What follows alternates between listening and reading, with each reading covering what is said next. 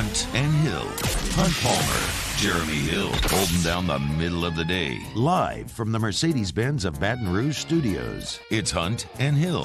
Now on 104.5 ESPN Baton Rouge. Welcome in, Hunt and Hill, on a Wednesday from the Mercedes-Benz of Baton Rouge studios. I am Hunt Palmer. He is Hill, Jeremy Hill, Casey Gaines, Taylor Sharp back there on the ones and twos. Jay Hill, how we doing on a Wednesday? Doing solid, man. No complaints here.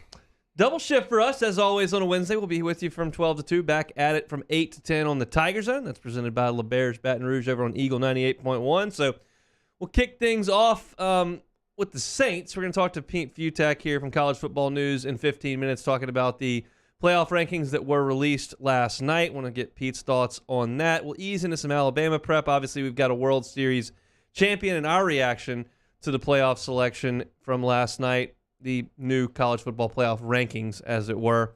That's to kick off hour number 2. But we start with the news of the day down in New Orleans. Michael Thomas, Saints wide receiver, has not played this season. We keep using the phrase, when Michael Thomas comes back, when they get Thomas back, when can't guard Mike's back on the field. Well, today that all changed. If you go to Twitter and read Michael Thomas's latest post, and I quote, "I've always been a man of faith. In these past few months, my faith has truly been tested. As many of you know, early last season, I injured my ankle and worked extremely hard over the next few months to get back in time to finish the season. Unfortunately, the rehab did not go as planned, and earlier this offseason, it was apparent I would need to have a procedure to repair the injury. Since then, the team and I have worked diligently day and night to rehab and get me back on the field. Unfortunately, there's been another small setback, which we will have to address. To my displeasure, I will not be able to make it back in time for this season, but will do everything in my power to get back to the player I have always been. I know God doesn't make mistakes, so I will continue to follow in his path. I can't wait to be back on the field and in front of the best fans on the planet." In short, Michael Thomas had a rehab setback and will not play the rest of the season. Jeremy, your initial thoughts on that? Just very unfortunate, especially for Saints fans, for that organization.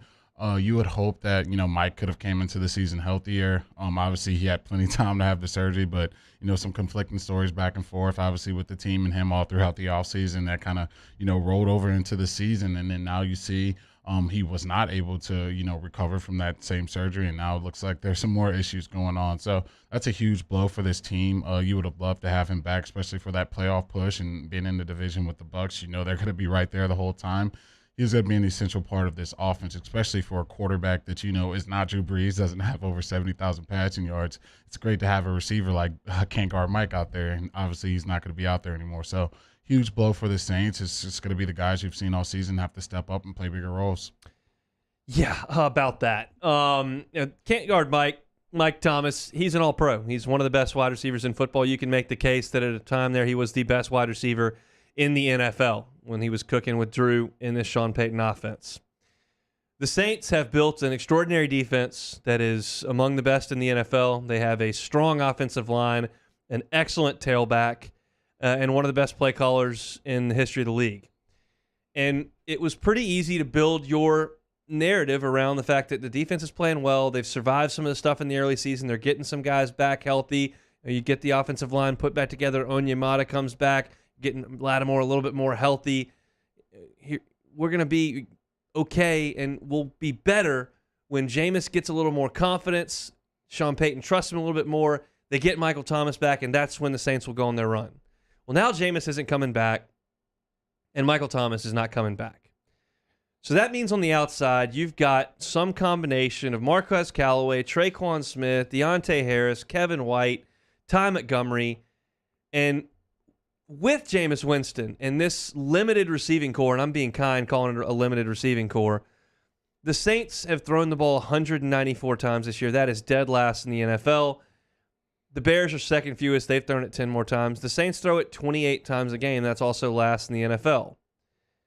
This passing game with a backup quarterback that may likely be Taysom Hill and no proven wide receiver at all, I have a hard time seeing it getting a lot better.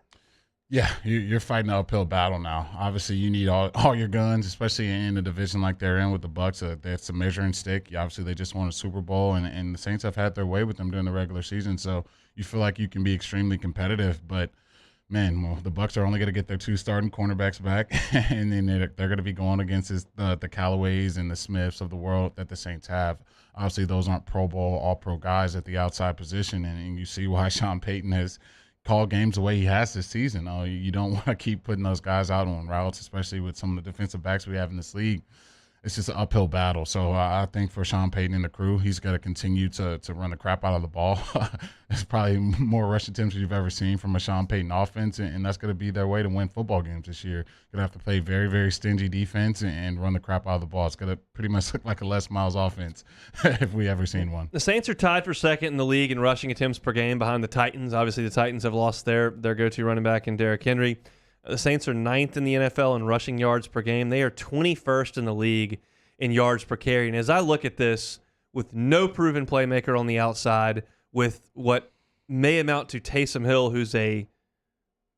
he's not really a quarterback, playing quarterback, I've got to think running the football is going to become difficult for this team, being that teams are going to dare you to stretch the field. And Taysom has not been accurate with the deep ball, and you don't have anybody that scares people other than at times Deontay Harris, but that's not really a conventional deep threat. It looks ominous to me, I'll be honest. It looks ominous on the offensive side to me. Yeah, it does. It's a true uphill battle that they're going to have to climb, especially you lose Mike. You were planning to have him back, obviously, and obviously those plans are out of the window now. So you're going to have to continue to do what Sean's been doing all season, and that's just really run the crap out of the ball. There really is no other option. You don't want Yeah, but is that going to work? I mean, I don't know. I think there's ways to do it. Obviously, you're going to have to run a ton of play action, but the Saints' worst nightmare is Taysom Hill throwing 50 passes in a game, Trevor Siemian throwing 50 passes in a game, and God forbid Ian Book gets out there and has to throw it that much. It's not what you want to see. The beauty of that is, though, the Saints do have David Onyemata back. Their defense is playing like their hair's on fire. It's going to be tough for teams to score 28, 30 points on a week-in and week-out basis on that defense. So you're giving yourself a fighting chance, but if you're only scoring 14, 10 points, it's going to be a total uphill battle. So not good news for the Saints, but if there's a coach that I was going to have faith in to figure out a way to get it done, it'd be Sean Payton. Look, I get all the disclaimers, and you say one right there. You got Sean Payton, and you got a great offensive line. You got a great defense, and the Broncos did it with a limited Peyton Manning running the ball and playing great defense, and they're a really good running team, and they put themselves in good position, all that stuff. But I'm just looking at the big picture here. I'm looking at a far less than average NFL quarterback, whether it's Siemian or Taysom Hill, and one of the worst wide receiving cores in the league. That's what I see from here. That, to me, looks like an Achilles heel that I don't think they can shape back from. I don't know. I was skeptical yesterday when we were talking about what Siemian or Hill could do. Now when I look at this, I don't think the Saints are going to make the playoffs. I think Thomas is that important on the outside to at least garner some attention and knock these guys down a peg. Let Marquez Callaway be a second or third option. Let Traquan Smith be a second or third option. Let Deontay Harris. Now everybody's got to move up a peg. Who's the number one guy? Is there anyone on this list that you feel good going against a Pro Bowl type corner and winning consistently in a big game? I don't see it. No, they don't have that guy. And to have that guy, you'd have to have an all-pro, a Pro Bowl guy, and they just don't have that on the roster at this point. So teams are just going to run a ton of man. They're going to put 8 guys, sometimes 9 in the box, and really force these receivers on the outside to win consistently. And if you can't do that, if you can't have a quarterback to throw the ball accurately down the field, especially if you don't have the run game going, you're going to find yourself in a lot of low-scoring games, and you're going to really be putting a ton of pressure on your defense to create turnovers, which they have. But to do that all year long and to go against some of these offense you're going to have to go against, especially if you're a wild card team, do you feel good about them going against any of these teams that are in the playoff hunt right now? The Cardinals, the Cowboys, the Bucks, the Packers are just, the NFC is just so stacked from top to bottom. You don't feel good about going against any of those teams, but I keep saying it. If that defense keeps playing like they're playing and they're getting turnovers, you're going to be in every game. It's just going to be a matter if you don't turn it over and if you can keep that run game going like they have. Ivy Bear in the Bayou Ford chat over on YouTube says, I completely disagree with this take. Winston didn't do anything to be nice. Thomas has been absent for 2 years, and they won the division last year. Sean Payton is in his wheelhouse with this situation. I just disagree. I think Sean Payton's wheelhouse involves Marcus Colston, Michael Thomas, Drew Brees, and Jimmy Graham and studs on the outside. I'm not suggesting that he'll totally fail and they can't win another game like the Broncos when they were playing God knows what at quarterback last year because they didn't have any left. But I just don't think when you're the Saints organization, and we laid this out yesterday at what this organization is in this league. They are in the category with the Patriots, the Seahawks, the Ravens, the Steelers, the Packers. That's who they're in the stratosphere with. And at that point, you're talking about winning divisions and winning conference championships and competing for Super Bowls. And I don't see it from this team. I don't think they're going to make the playoffs. Now, I could be wrong. I think this defense is awesome. And I think Sean Payton is awesome. And I think he'll get creative. And I think they'll be in some games. But in this conference, with as good as these teams are playing, from Arizona to the Rams to the Packers to the Bucs to the Cowboys, for me to put the Saints in a category with those teams right now is difficult. And you could raise your hand or wreck your car or whatever and say, they just beat the Bucs. I watched. I saw. I just don't love it. I don't love the prospects. I could be talked into a scenario where the Saints really make a run with Jameis Winston at the full season under his belt in Sean Payton's offense as the starter and Michael Thomas coming back and them getting healthy on the defensive end. I could make that argument that they could make a run in January. I don't personally see it. I'm looking at it now, and the Saints are actually not in too bad of a spot. I mean, the NFC is very top-heavy. You got the Cowboys, obviously the Cardinals, the Rams. But if you look, other than that, a lot of these teams already have 4 and 5 losses. The Saints, to be at 2 losses at this point in the season, I think they're in a great spot. Obviously, they're going to be a team that gets the number 1 seed, but you got 6 other spots. So they just got to keep themselves afloat. And I think with that defense, that's exactly what they're going to be doing. It's just a matter of, can you score 25, 24 points every week to really put your defense in a spot to play lights out and maybe get a lead. It's gonna be tough, but I think that, like I keep saying, Sean Payton, that's the dude, man. I love him as a coach. He's done a phenomenal job. Obviously, with Drew Brees, every time Drew Brees seems to be out of that lineup, they seem to find a way to step up and play huge. So until that goes the other way, I'm gonna continue to stick with Sean Payton. I'll tell you one thing that it's gonna be is interesting. It'll be interesting to watch them and how he handles this because you knew what you were gonna get there for about 12 years when Brees was under center and Payton was calling plays. Like, this is what it will look like. Some days they executed better than others. Some days they usually won more than they lost. This will be interesting because I have no idea. Now, I realize Taysom played last year and Mike Thomas was hurt most of the year, but this will be interesting to watch for sure for the rest of the year. And I keep saying Taysom. Maybe it's Simeon. That's just my thought that it'll be Taysom Hill. We'll find out on Sunday when they host the Falcons. The last part of this before we get to Pete Butek is, what do we make of Mike Thomas? Very mercurial. I think that's what I'll put about him. I think that's the nicest way you can put it. Just a guy that you really, whatever day you don't know which Mike is going to show up. Obviously, you want a guy committed to your team, or want a guy that wants to be hungry to win a Super Bowl and accomplish all those things that I know Sean Payton, burns the midnight oil trying to accomplish every year. You want all your guys to be on that. I don't know if Mike's there to this point, just the way he handled the injury situation. Obviously, I don't know how hurt he is to this point, but you got to have your best player, especially right now. You go AK, and then you go Mike. Those are the guys you depend on. You got to have your best player there every day working to try to win a Super Bowl, and that's just not been the case with Big Mike. Saints fans are mad today. Now, they will cheer up pretty quickly if he comes back out there next year and sets the NFL receptions record, and the Saints go 13-4, and you win the fan base back pretty quick. But does it matter that people in the black and gold are very irritated with what may be the best player on their team? It just depends on who you ask. Does it matter to King guard Mike? I don't think so. Yeah. Does it matter to the Saints organization? I don't think so. I think they're going to do everything in their power to keep that guy around. You don't get all pro receivers who have the amount of catches and yards and touchdowns that he has falling off trees. Those guys are hard to come by. And I think the Saints are going to do everything in their power. They just paid him a ton of money, so I don't see them really moving on. They're going to give him a chance to get healthy and roll this thing back next year.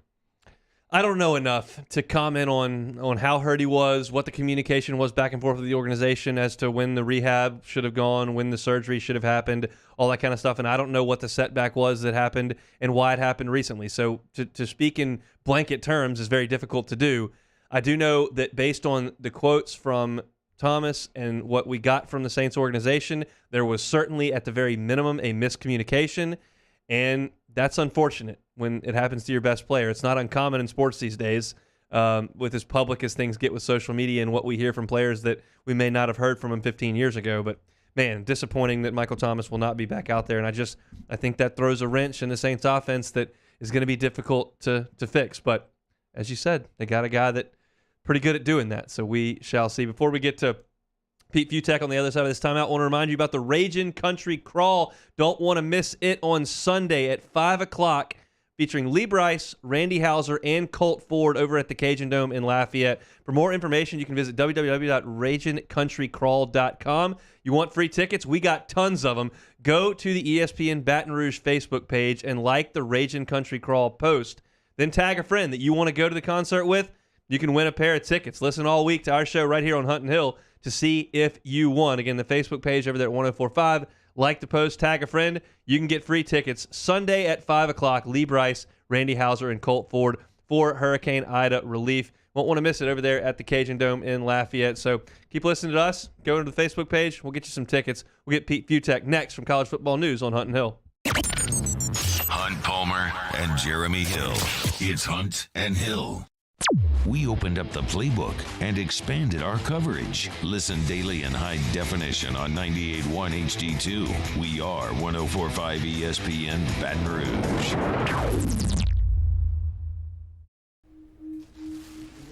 I had to pack up all my things.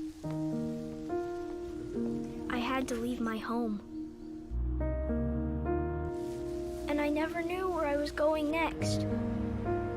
It felt like I never even had a say.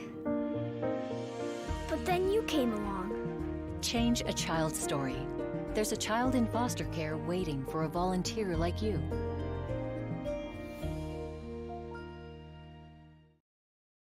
Our topic today is about savings. What is savings? Hancock Whitney isn't just a bank for our clients. We're investing in our hometowns, making life better for everyone. So keep dreaming. We've got your back. It is not too late. You can enroll today at ITI. Winter classes start November 17th.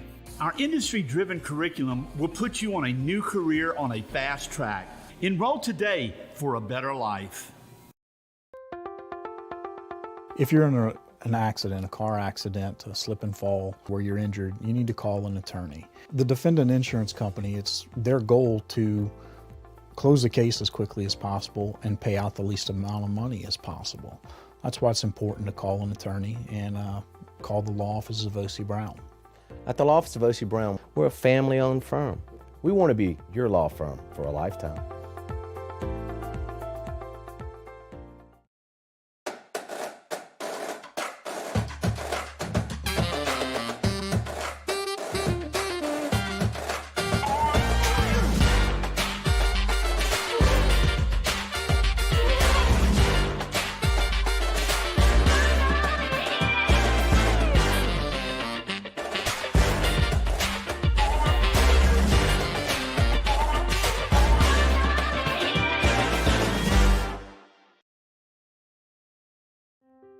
To the heroes who are working tirelessly to care for our communities, we thank you.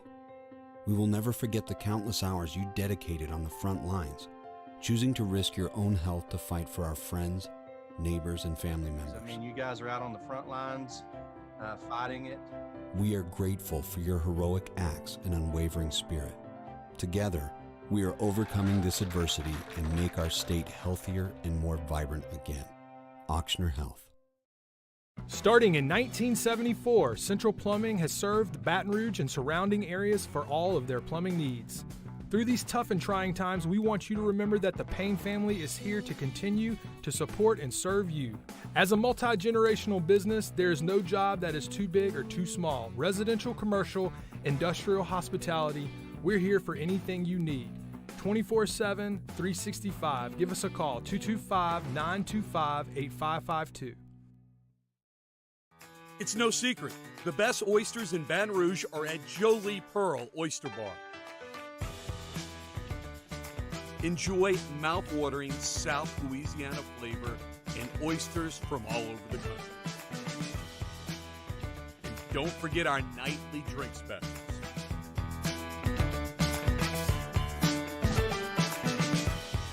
Jolie Pearl Oyster Bar, located in downtown Baton Rouge.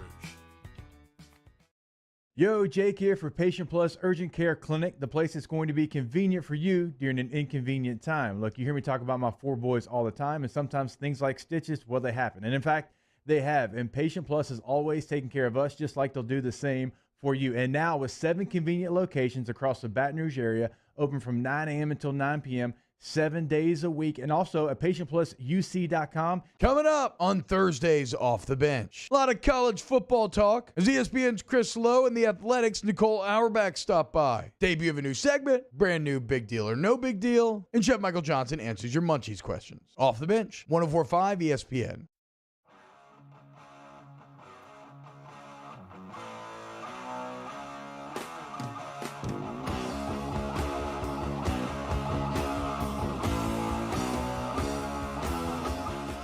This is Hunt and Hill on 104.5 ESPN Baton Rouge.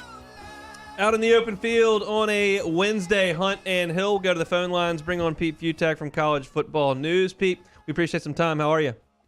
What's going on? How you guys doing? Doing very well. Initial college football playoff rankings come out last night. Georgia 1, Alabama 2. Michigan State 3, Oregon number 4. That's the top 4, which is the most important thing. But I'll open it up to you just kind of as a general thing. Did one thing that you saw on the screen make your eyes open up last night? Oklahoma, it doesn't matter because, look, the thing to remember about the College Football Playoff Committee and the College Football Playoff rankings is that they're not the AP or the coaches poll. These aren't just, you have an aggregation of a bunch of different beliefs and thoughts, and they all get thrown together, and they put it out there, and whatever it is, and team moves up if it wins, team moves down if it loses. That's not how this works. This is a snapshot, and we know how at the very end, all that matters is, did you win your Power 5 conference championship? Did you go undefeated? If you did, you're in. If you have one loss, you're in, almost certainly. And then anything else that's happening right now doesn't really matter. So Oklahoma being at 9, no big deal. If they go 13-0, they're without question, no doubt about it, in the college football playoff. And they're probably in at 12-1. The other big giant thing, and the committee said this, and Gary Bartow literally said this, they basically don't think the group of 5 schedules mean much of anything. So they didn't put UTSA in there. They threw a couple of Mountain West teams in there, and that's it. So for all the whining that's going on there about Cincinnati right now, Cincinnati has one great win. They have one more win over a team that has a winning record, and that was over a UCF team. It's a shadow of its former self without Dylan Gabriel, and they've got a whole lot of nothing else. They got a lot of respect at 6. But everyone's screaming and yelling about that because, look, they didn't do anything. They were bad against Tulane. They were bad against Navy, but I digress. Alabama at number 2. I'm not upset about it. We said what we would do. I would have had them at number 2 anyway, just because I think they're better than everybody else except Georgia. And obviously that's what the committee is saying. The wins are not super impressive. A couple of nice wins over the Mississippi schools. What do you make of it? I've learned. I've worked with this committee. I've worked with the college football playoff people from the start. There's always going to be the because it's Alabama provision. It's almost better if you were to do this with 13 people who don't know anything about college football, because if you were to look at the metrics and the teams objectively on paper and what they've accomplished, then no, Alabama's not number 2. Look, not only did they have the loss to Texas A&M, but they came really, really close to losing to what's turned out to be a pretty mediocre Florida. So if you go by just that, no, number 2 did not. It doesn't really matter because they're really good, obviously. But because it's Alabama, they get the number 2 slot. That doesn't matter. Again, this isn't the AP or the coaches poll. They have to win out. They have to win out pretty impressively too. And as long as they do that, beat Georgia, take the SEC championship, Alabama will be in. If they have 2 losses, Alabama will be out. They had that was my next question, because they had that debate on the show last night, and obviously that's the first thing that comes to mind. Are they paving the way here for Alabama to lose a close one to Georgia and say, hey, we're still going to put them in there at number 4? Yeah, I love those guys on the show. And I actually, privately talked to a couple of them. I was kind of surprised that they know how this works. The only way that Alabama gets in if it loses, let's say if it loses a really close, tight game in an SEC championship and looks the part, yeah, maybe, but we've seen this before. I'm going to biff the year that it was the Jalen Hurts year where Justin Fields threw the fake punt, where that Georgia team played really close and had the 2 losses, and it was definitely one of the 4 best teams in college football and didn't get in. It happened in the BCS world a few years ago where Georgia was definitely either the second or, quote, the 3rd best team, and they didn't get that nod into the national championship. So the committee just doesn't like 2-loss teams, and you have to do something extraordinary to get there. So unless the rest of the world melts down, I don't think 2-loss Alabama is going to get that benefit of the doubt. I'm looking at a team here. They're not getting much national pub, but as I look at their schedule right now, they could easily be undefeated heading into the college football playoff. If Wake Forest ends this season undefeated, what do you think the committee does about that? Yeah, look at their schedule a little harder. This is where it comes to breakfast for them because they get 3 of their last 4 games on the road, and it starts with North Carolina this week where they're an underdog. You're going to say I'm crazy here. They're not going to get in the college football playoff, obviously. Clemson's not out of this ACC championship mix. I kind of think that there's a whole bunch of teams that are going to beat each other up over the next month, and I kind of think Clemson's going to be lurking there, and they get Wake Forest. So if you look at what the Demon Deacons have to do, that's going to be the hard call because outside of Ohio State a few years ago and Notre Dame went undefeated, and TCU and Baylor, technically, in the 2014 season when you had all the Power 5 conference champions with 1 loss or undefeated. The committee's never left out a team that's 12-1 with the Power 5 conference championship without a major outlier. I don't know if 12-1 gets it done for Wake Forest from the ACC with that schedule, but it would be fun, that if they're 13-0, they're in. I mean, there's no questions, there's no doubt about it. An undefeated Power 5 conference champ is going to be in the college football playoff no matter what. I don't think Wake Forest gets there. I don't either. How good is Michigan State? All right. They have the win over Miami to start the season, early on in the season when they had De'Ara King, so give credit to that. The Michigan win was fine. The thing about Michigan State, and I've got my Spartan friends who are yelling at me that they think that they're in the college football playoff already now. But they can't lose to Ohio State. There's no way and no real path if they lose to the Buckeyes. They can lose to Purdue this weekend. They can lose one of their last 4 games, as long as they don't biff it to the Buckeyes. They can still get into the Big Ten championship and potentially get in if they get some help. But they're pretty good. It was a solid performance against Michigan. They still got to play Penn State, which they can absolutely win that game. It's all going to come down to whether or not they can beat the Buckeyes.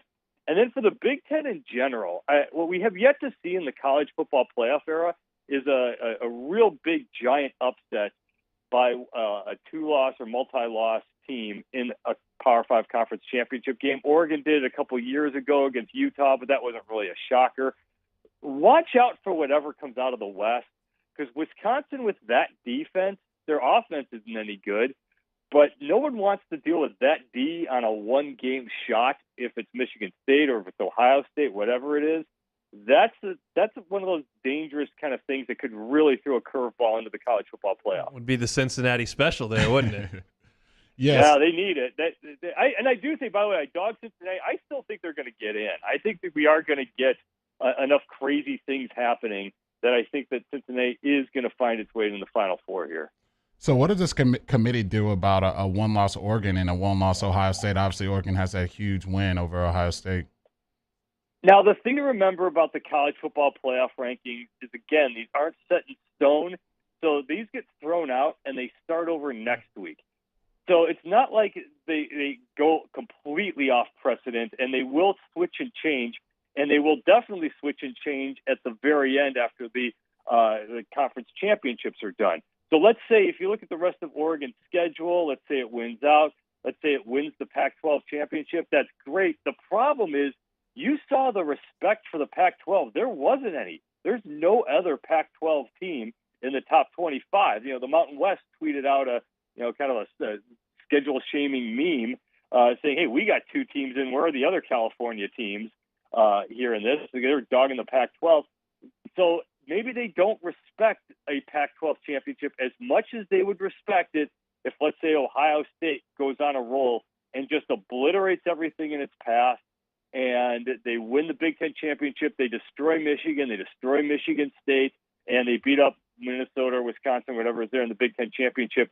Just because Oregon's ahead of Ohio State now, and rightly so, don't be so sure that they don't flip that if Ohio State is just fantastic and goes on to a run to win the Big Ten championship. Pete Futek with college football news. I'll get you out of here with this, Pete. We appreciate you giving us a few minutes. As an alum and unabashed LSU fan, I'm thrilled that there's really nothing been talked about, no rumors flying around, no names all over the place on this preliminary coaching search, which is obviously going to take another month here before it gets ironed out. Have you heard anything or have any feelings on where things could potentially end up? There's a lot of wait and see, obviously, because the coach that they're going to want is still going to be doing something pretty meaningful at this moment. So there's nothing really set in stone. The thing, though, that the problem is, obviously, you guys are right there and know it's better than anybody else, is once you throw the name Dabo out there, that's kind of where you set the bar. And anybody else, even if you're not getting Dabo, you're not getting Jimbo Fisher. It's just that there's a whole lot of things in this sort of searches that coaches and agents do to make sure that their guy gets an extra year lopped onto their contract and things like that.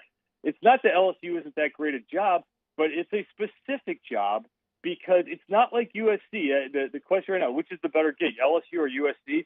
I think it's USC by a mile because you're not banging your head against that Alabama SEC West wall every year. Because the problem with your LSU Tigers is 10-2 ain't good enough. That's nice, but you guys have experienced 3 national championships with 3 different head coaches, and anybody who takes this job, if you're not in the national championship college football playoff mix every single year, they're going to be on a list of coaches on the hot seat. And that's a big thing for any major coach to deal with, no matter who he is. College football news, great resource. I'm there every day. You should be too. Pete Futek is there. We appreciate some time, Pete. We'll do it again soon. Have a good one, guys. Absolutely. He is Pete Futek. When we come back after this timeout, we'll talk a little bit about Jeremy's experience playing Alabama. It's time to ease into that, so we'll do that next on Hunt and Hill. Holding down the middle of the day. This is Hunt and Hill. Louisiana sports betting is here. No better place to get in on the action than the FanDuel Sportsbook. Look, do you like money? Free money? I got free money for you. $100 in free site credit with the promo code WNXX. Those are our call letters here. Promo code WNXX. $100 in free site credit when you register and verify now. You'll get that bonus when the site goes live in Louisiana. FanDuel Sportsbook is safe, it's secure, it's legal, it's regulated. And what's the most important thing? You want to get paid, right? You want to get your money when you hit that parlay. The app is so easy to use, and they will get you paid in less than 2 hours if you would like it. So see for yourself why FanDuel is America's #1 sportsbook. Just download the FanDuel Sportsbook app. Register now.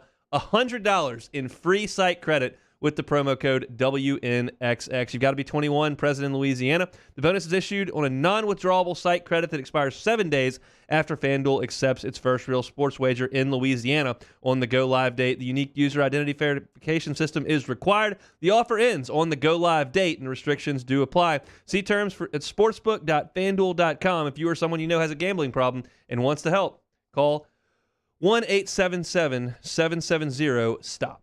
In times of need, get a full list of phone numbers, websites, and other important emergency information on the Demco Stormwatch page at 1045ESPN.com.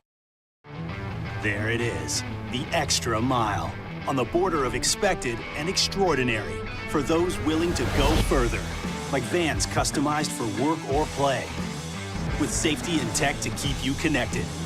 Supported by a 5-star sales, service, and finance team. And backed by the 1-star you know. So go the extra mile. It's never crowded because so few have what it takes to go there. Mercedes-Benz Vans.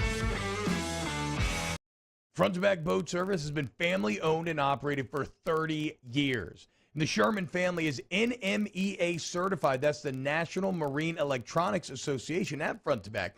They are committed to improving the safety and technology of marine electronics through installer training, interface standards. And look, the fall and the winter, it's the perfect time to do that yearly maintenance you've been putting off. Get those parts you've been wanting. So schedule your appointment today at Front to Back North Airway off of Airline Highway.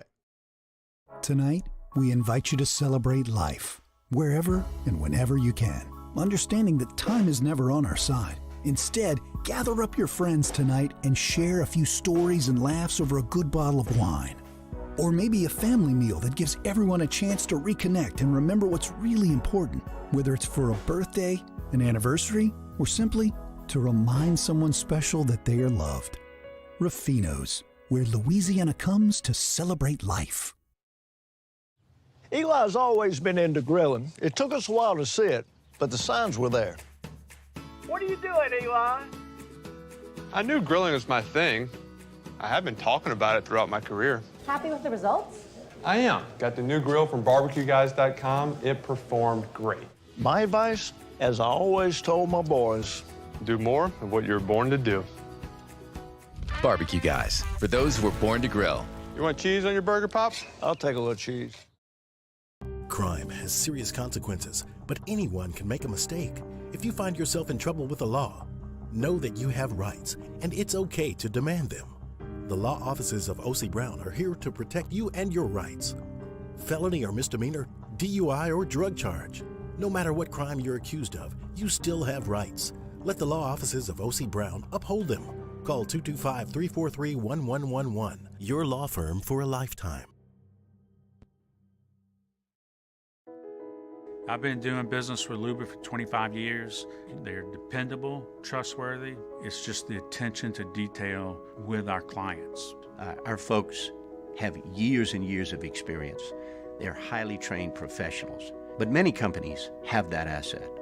What I'd like to think makes Luba a bit different is that we use those talents in a way that truly is dedicated to serving the needs of the folks who depend on us. Are you a licensed contractor? There's lots of good contractors in Louisiana doing work the right way, but unfortunately, too many unlicensed contractors are working outside the licensing requirements. Working as a contractor in Louisiana requires a license for the company doing the work. The Louisiana State Licensing Board for Contractors wants to help you get licensed to allow you to conduct work legally. It's not difficult to get the license. We can help you. Go to lacontractor.org for more information. Licensed contractors, it's the law. Gulf Coast Office Products is a nationally recognized Savin office equipment dealer based right here in Louisiana. Over 100 employees strong, Gulf Coast has the boots on the ground to support all vertical markets from education, engineering, legal, and finance. With the latest in office technology from desktop to production segment units, Gulf Coast and Savin have the perfect fit for you. Call 225-756-2644. That's coming up on a Wednesday edition of Early Line. We discuss the first edition of the college football playoff rankings, look ahead to some more action, and talk some fantasy football with Ben Mintz of Barstool Sports. Join us 2 to 3 p.m. 104.5 ESPN Baton Rouge.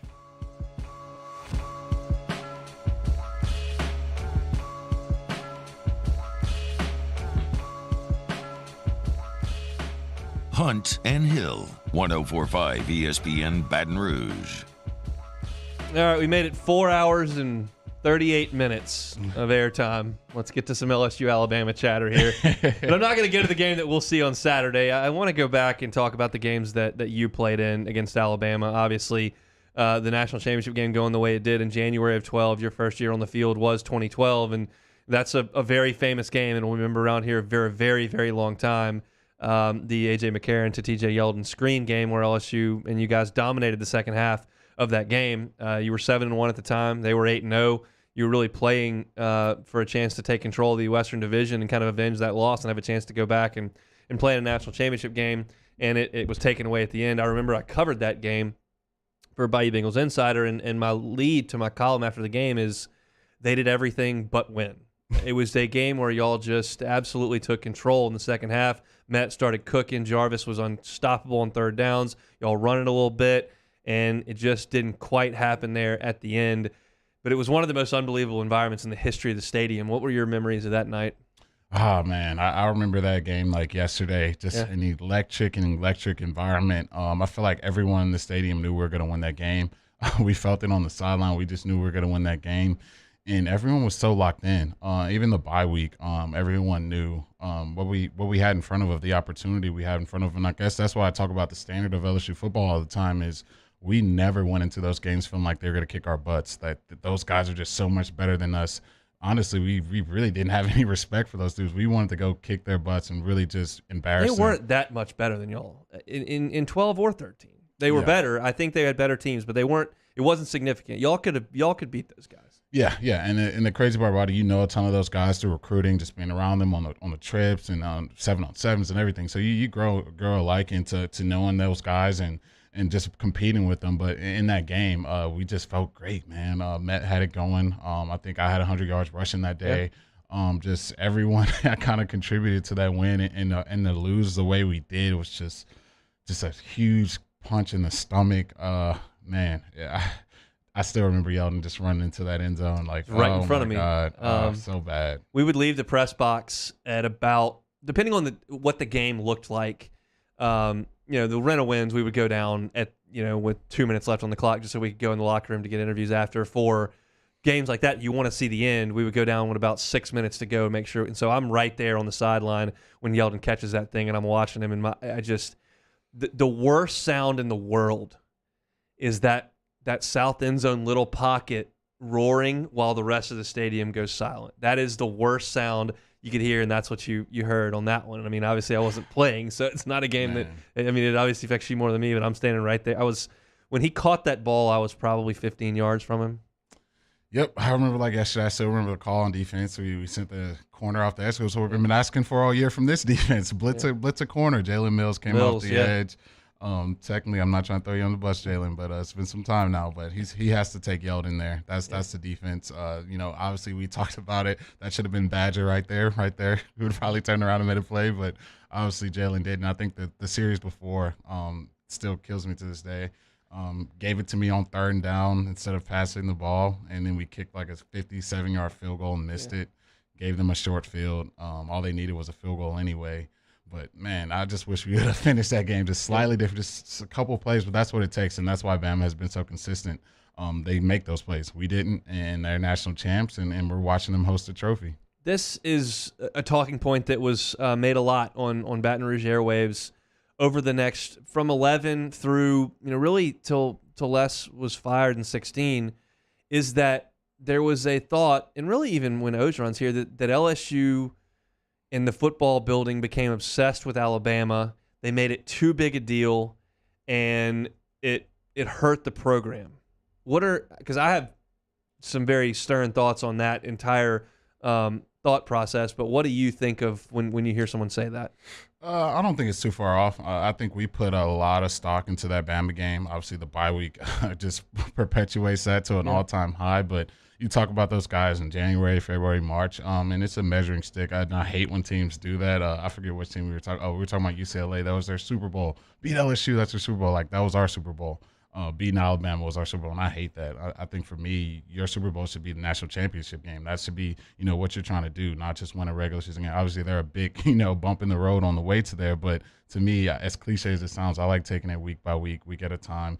Focus on that opponent for that week. You beat them, move on to the next one. When you're putting so much energy and effort into one team, I think you kind of let other stuff slip away. Other stuff you don't focus on as much. And to me, I think that's we put a ton of attention towards Alabama, and you kind of saw the results after, man. We did not have our way with those dudes at all.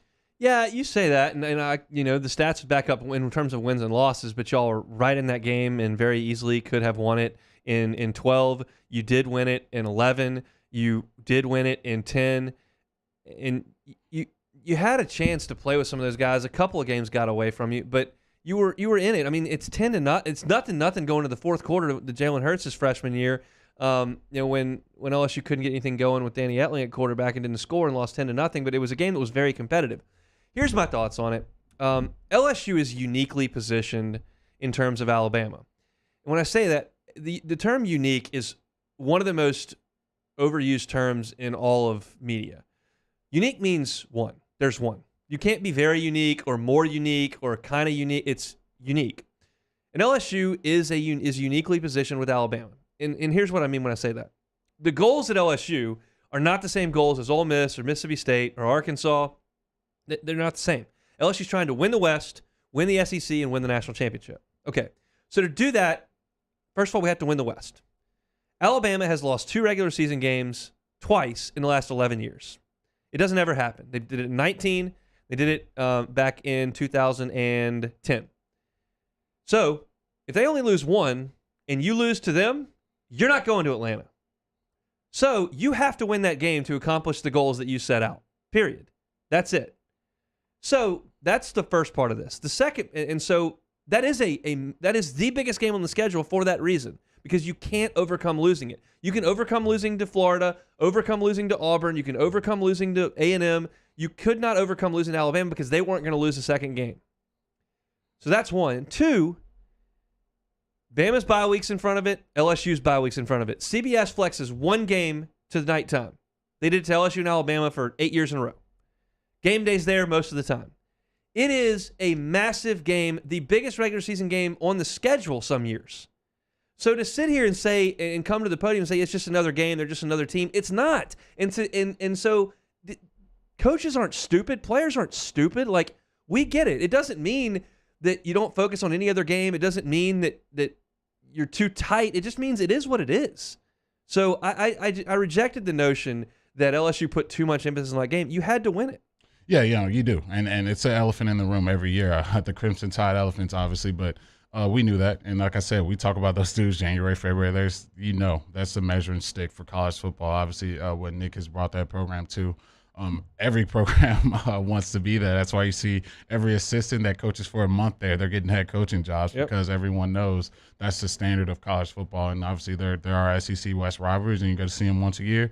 You know exactly when it is, and obviously the bye week, perpetuates that. You talk about them that whole bye week, then it just builds up into that next week. It's tough, man. It's a slippery slope, especially when they've had the success against LSU. It just makes that giant bigger and bigger and bigger until that it becomes a monster, and that's exactly what Alabama has become, a monster in the SEC West, a monster for college football, and then really the standard of what everyone wants to be, and that's quite a challenge for whoever becomes the next head coach and whoever leads this program. Let's take a time out, come back, and close out hour number 1 on Hunt and Hill. 104.5 ESPN Baton Rouge with Hunt and Hill. Our listeners fire off their opinions on the jimsfirearms.net hotline at 499-1045. Keep listening for your next chance to shoot us your thoughts with the jimsfirearms.net hotline on 104.5 ESPN Baton Rouge. And our topic today is about savings. What is savings? Hancock Whitney isn't just a bank for our clients. We're investing in our hometowns, making life better for everyone. So keep dreaming. We've got your back. This isn't just another day. It's so much more. Kelly's life was put on hold when her auctioneer primary care doctor discovered a rare blood disorder. Her doctor connected her to an auctioneer care team of cancer, heart, and kidney specialists. With multiple primary care locations around Baton Rouge, same-day appointments, and online scheduling, we're relentless about keeping you healthy. Auctioneer Baton Rouge, innovating healthcare for Kelly. Service Master Elite create clean, disinfected work environments. As a local business, we take pride in serving the New Orleans and Baton Rouge areas. Our cleaning protocols follow CDC and OSHA standards for healthcare settings, offices, senior living, restaurants, and industrial plants. Contact Service Master Elite to get your operation ready for reopening with germ disinfection cleaning. Service Master Elite, the trusted choice in professional cleaning since 1996. If you're in an accident, a car accident, a slip and fall where you're injured, you need to call an attorney. The defendant insurance company, it's their goal to close the case as quickly as possible and pay out the least amount of money as possible. That's why it's important to call an attorney and call the law office of O.C. Brown. At the law office of O.C. Brown, we're a family-owned firm. We want to be your law firm for a lifetime.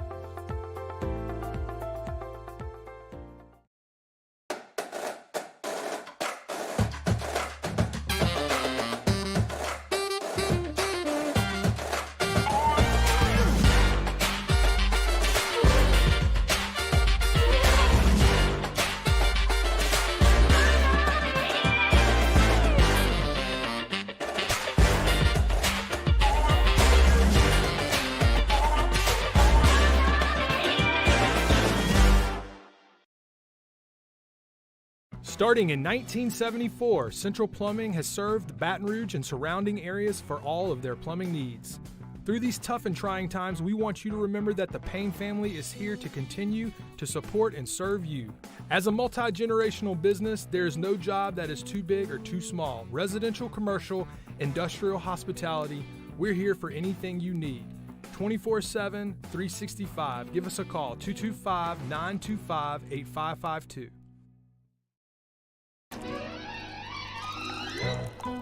Le posso offrire un caffè? Andiamo insieme da me, non c'è. Call Mr. Electric today for electrical repairs, upgrades, and installations.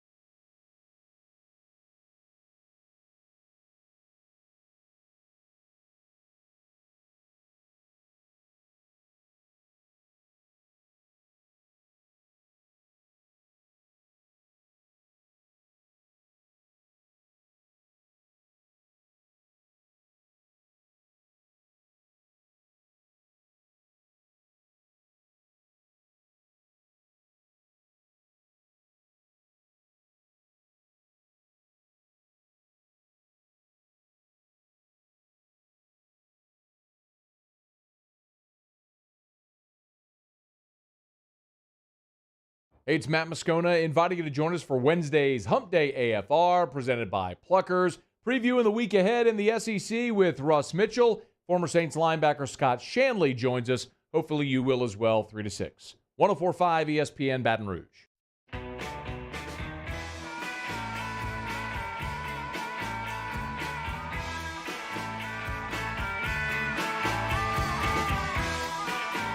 This is Hunt and Hill on 104.5 ESPN Baton Rouge. Be quick here, wrapping up hour number 1. We'll start off hour number 2 talking a little bit more about the playoff selection, or the college football playoff selection show last night, as well as Coach Ogeron from the SEC teleconference. We will get some thoughts on him. Some bad news on the secondary, which is kind of par for the course as things have gone. Doesn't sound like LSU will be using Cordell Flott in the game on Saturday. That secondary is just about cooked, Jeremy.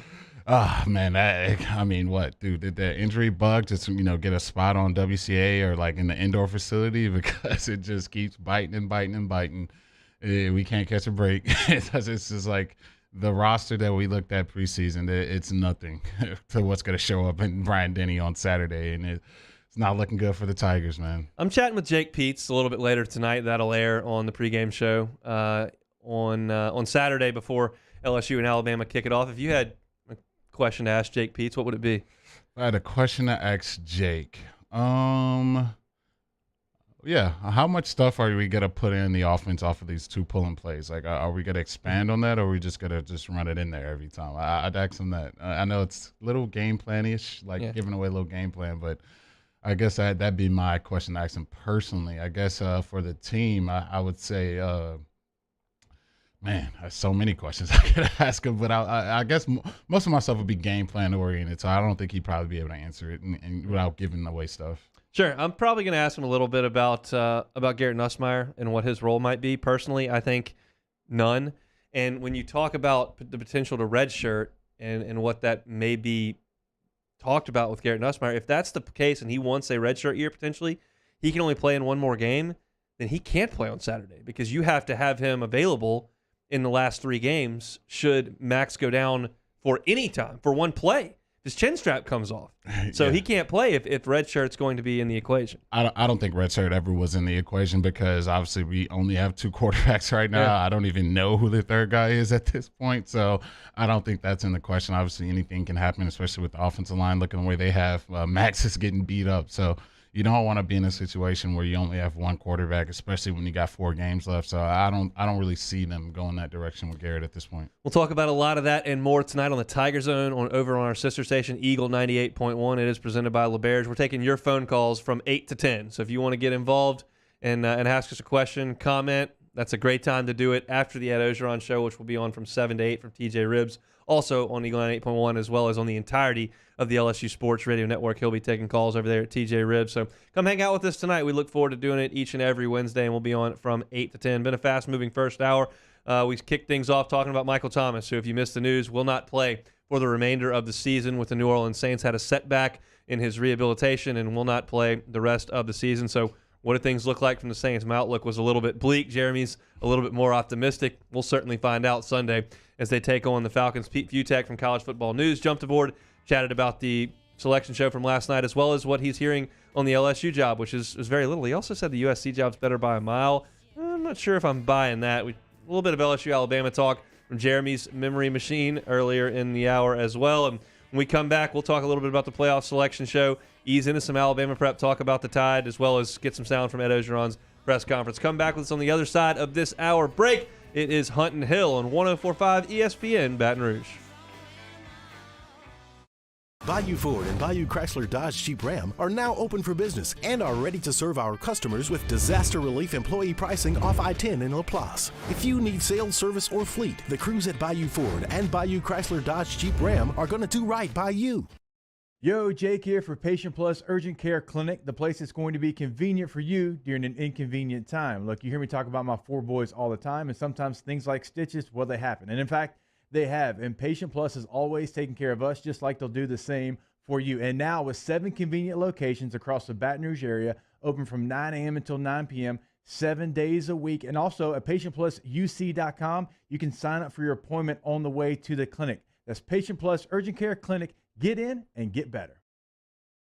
Eli's always been into grilling. It took us a while to see it, but the signs were there. What are you doing, Eli? I knew grilling was my thing. I have been talking about it throughout my career. Happy with the results? I am. Got the new grill from barbecueguys.com. It performed great. My advice, as I always told my boys, do more of what you were born to do. Barbecue Guys, for those who were born to grill. You want cheese on your burger, Pops? I'll take a little cheese. It's no secret. The best oysters in Baton Rouge are at Jolie Pearl Oyster Bar. Enjoy mouth-watering South Louisiana flavor and oysters from all over the country. And don't forget our nightly drink specials.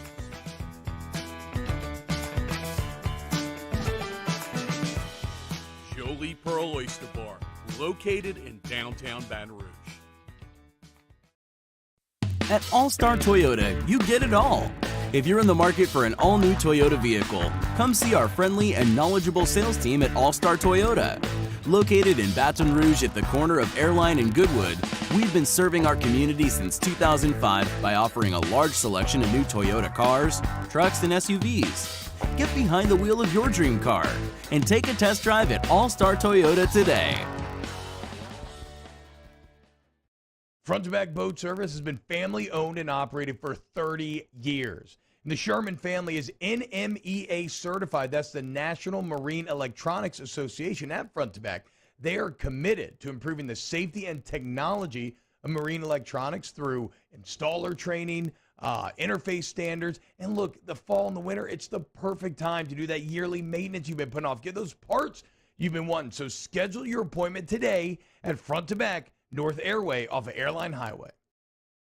Tonight, we invite you to celebrate life, wherever and whenever you can, understanding that time is never on our side. Instead, gather up your friends tonight and share a few stories and laughs over a good bottle of wine.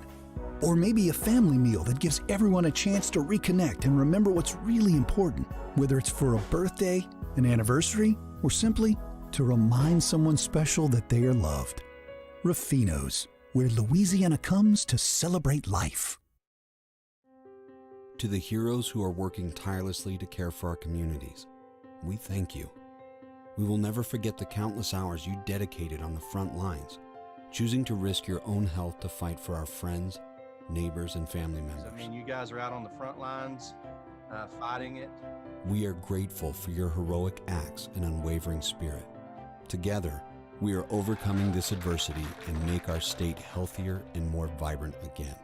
Auctioner Health. Gulf Coast Bank and Trust is giving our customers the power to bank anywhere, anytime during this challenging event. And we're right there with you. Our mobile banking app is a smart way to manage your money and time. Gulf Coast Bank and Trust, the bank that cares about you.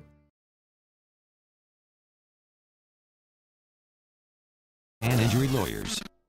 1, 2, 3. Hunt and Hill. Hunt Palmer, Jeremy Hill, holding down the middle of the day. Live from the Mercedes-Benz of Baton Rouge studio, it's Hunt and Hill.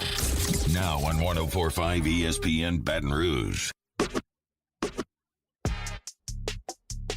Hour 2 coming at you on a Wednesday. Hunt and Hill, glad to be with you. Thanks for making us part of your lunchtime each and every weekday from noon to 2 here on 104.5 ESPN Baton Rouge. College football playoff initial rankings came out yesterday, Jeremy, and we talked to Pete Futek about it in the first half of the show, and what he's saying is true. It doesn't really matter.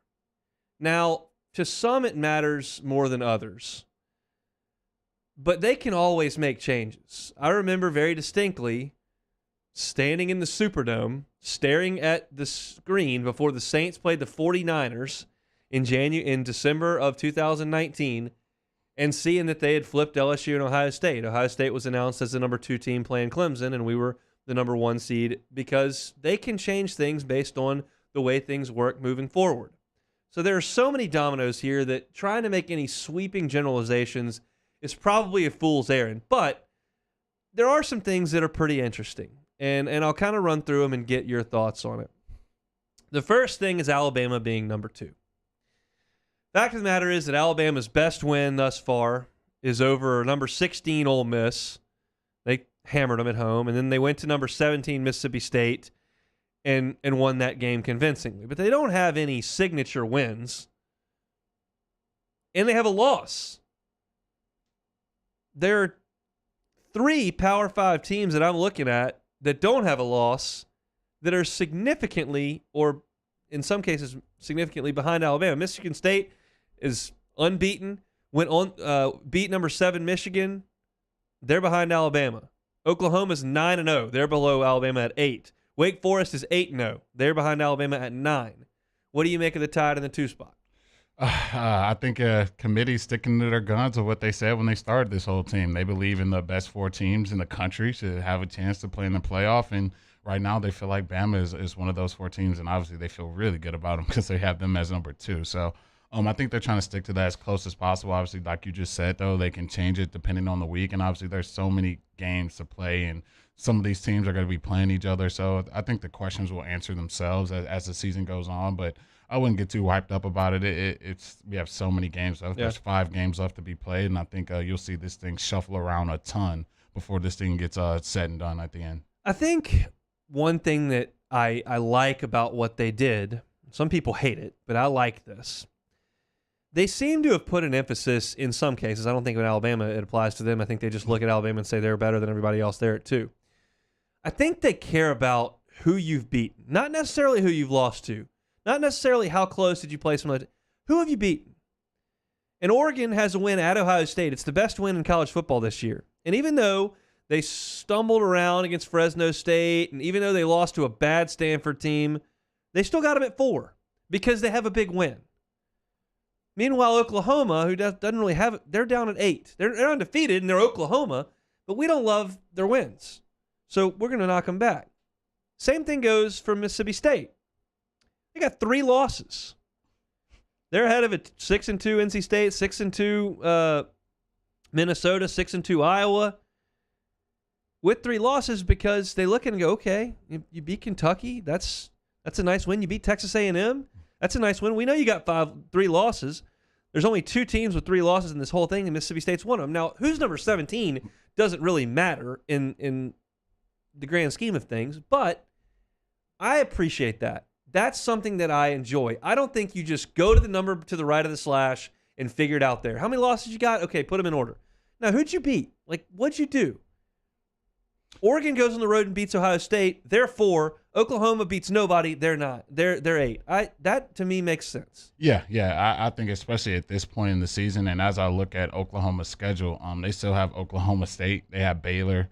And then they got the Big 12 championship. So obviously, if they win those games, I think you will see, like you just said, those things start shuffling around. Those will be big wins under their belt.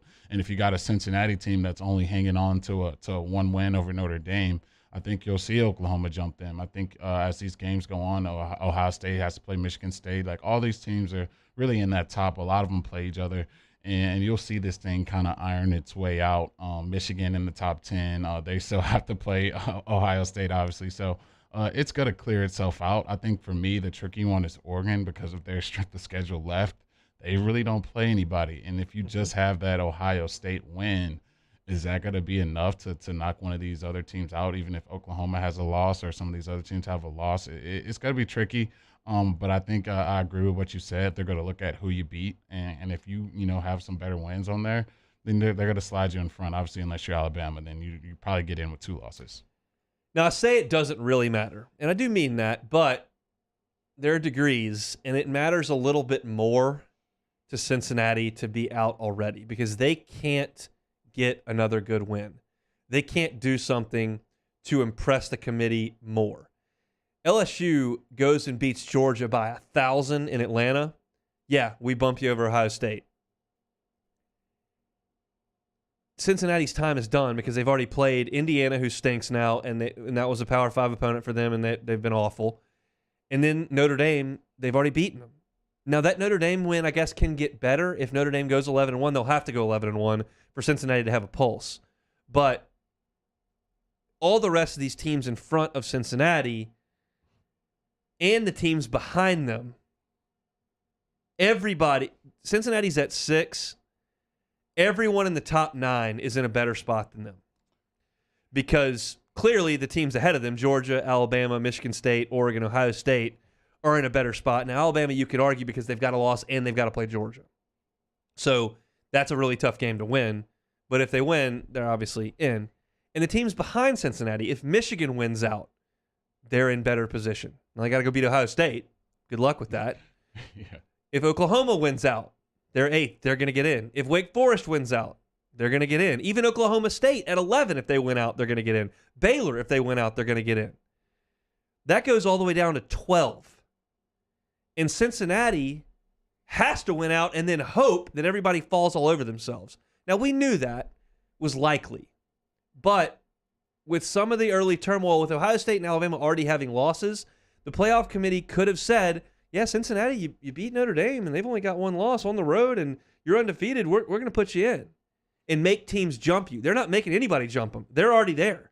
Yeah, it's not a terrible spot to be in if you're Cincinnati. Obviously, if you look at the schedule they played, I'd be very happy if I was a Bearcat at this time. And looking at Notre Dame's schedule, Notre Dame has Navy, they have Virginia, they have Georgia Tech, and they have Stanford left. So it's looking good for Notre Dame to kind of finish this thing out pretty strong. And if that happens and that win for the old Bearcats starts looking really enticing for that committee.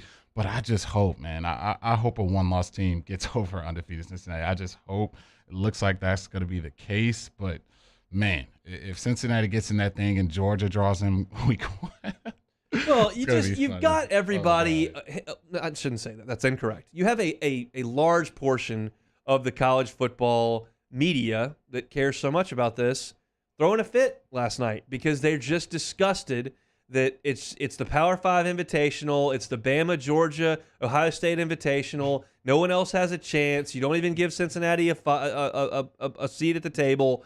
And I'm sorry, going to Notre Dame and winning, which a lot of teams in the country can do, is not going to be enough. Winning 1 game is not enough. We've talked about this time and time and time again. Boise State going to beat Virginia Tech is great. Boise State going to beat Oregon is great. Boise State going to beat Georgia in the Georgia Dome is great. That's 1 game. Everybody else has got to do 5 or 6 of these things. You got 1. That's just not going to do it. Yeah, it's not. And I think the committee is very committed on that. And I think that's what people, they pounded the table to get this playoff thing in there, and the way you ruin that is put a Cincinnati in there. I think we all saw when UCF went undefeated and they were pounding the table to be national championships winners, and it's just not the same, man. Some of these schools, these Big Ten schools, these SEC schools, they're battling week in and week out, beating up each other.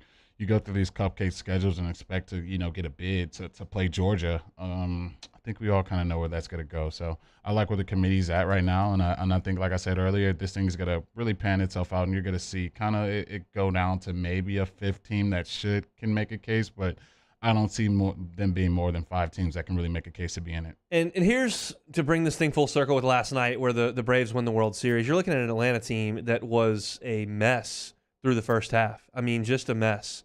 Could not swing the bats. Bullpen was just atrocious. And they found a way to get it into gear. And they won a division as the Mets collapsed and the Phillies didn't get things done and the Braves got hot and they win the division.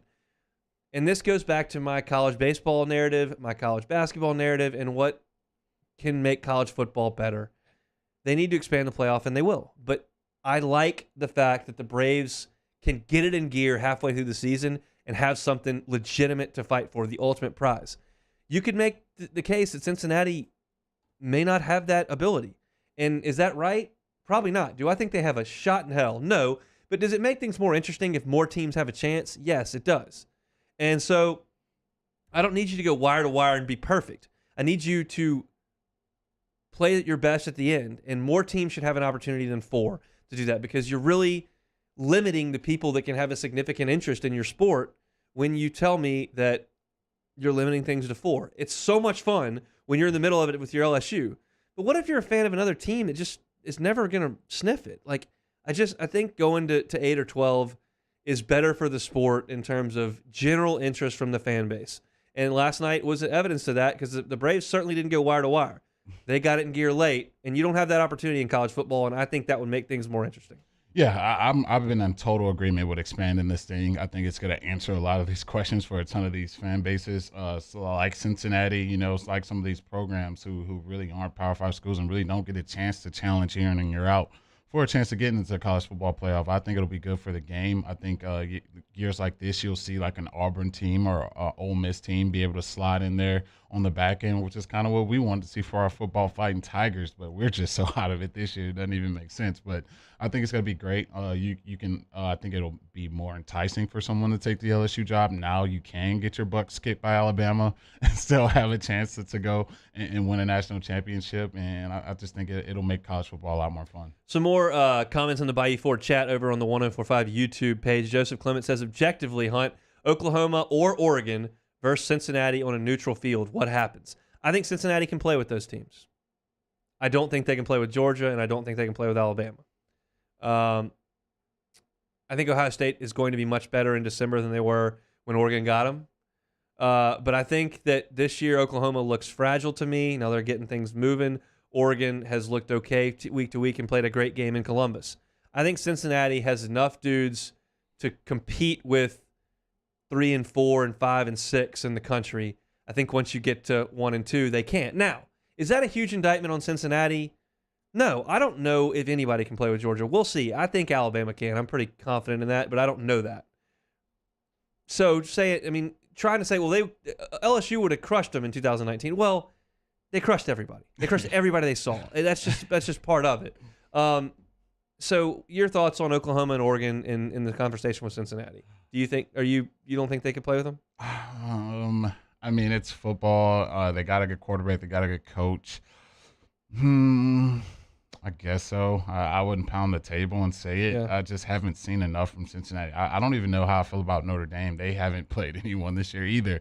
What's their signature win this season? So that Notre Dame win, I don't know what it does for me right now. It's just so many questions to be asked, and I think you're not going to get those questions answered this season based on the schedule that Cincinnati's going to play.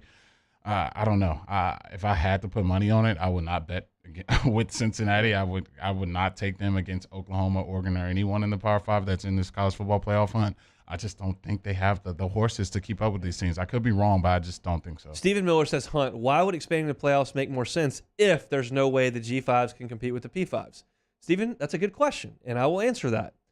I am not willing to routinely give a group of 5 team a chance in a 4-team playoff. I think you're leaving a team out with a realistic chance to win the national championship. You expand that thing to 8 or 12, I'm willing to give them a seat at that table to try. I'm willing to keep more people engaged and give people a chance if you've got more teams in. I'm not letting them in the final 4. I'm willing to let them in to a seat at the final 8. That's how I feel about it.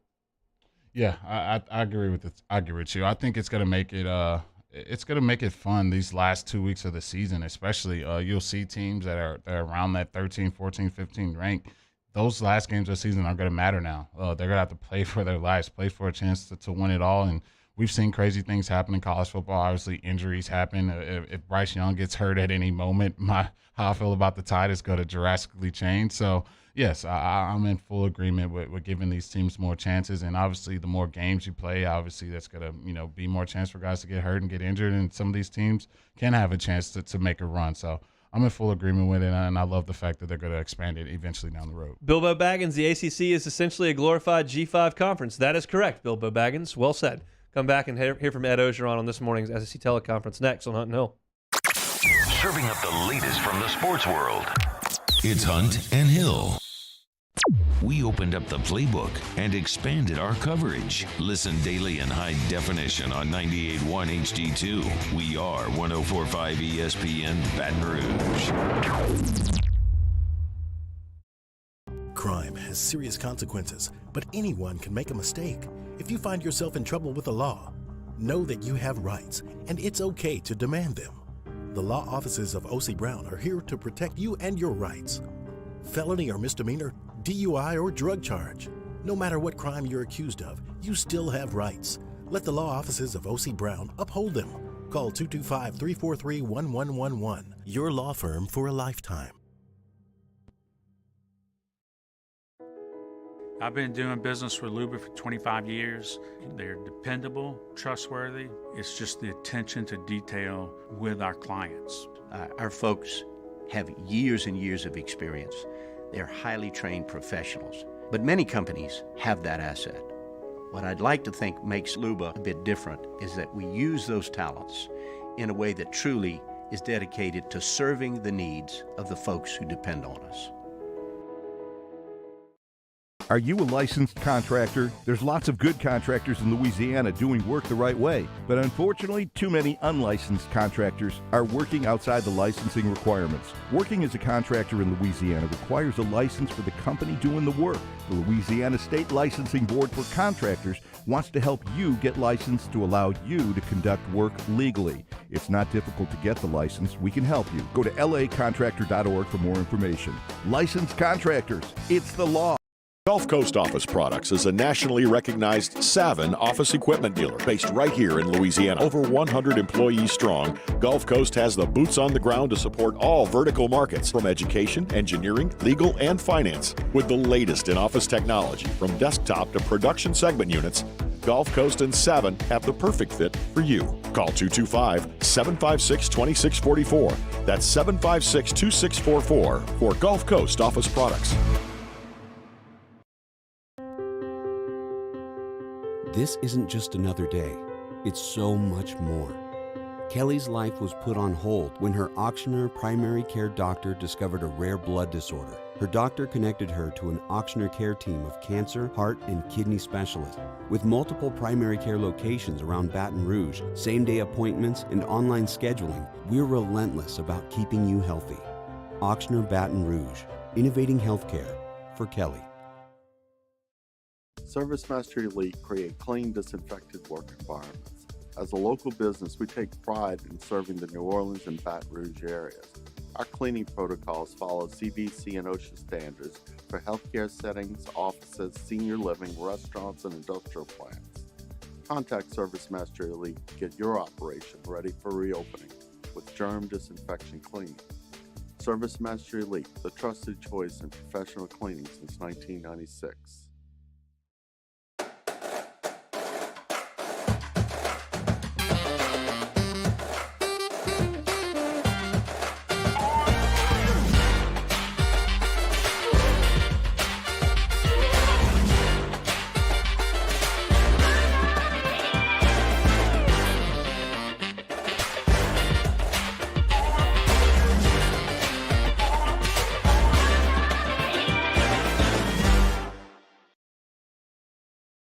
Starting in 1974, Central Plumbing has served Baton Rouge and surrounding areas for all of their plumbing needs.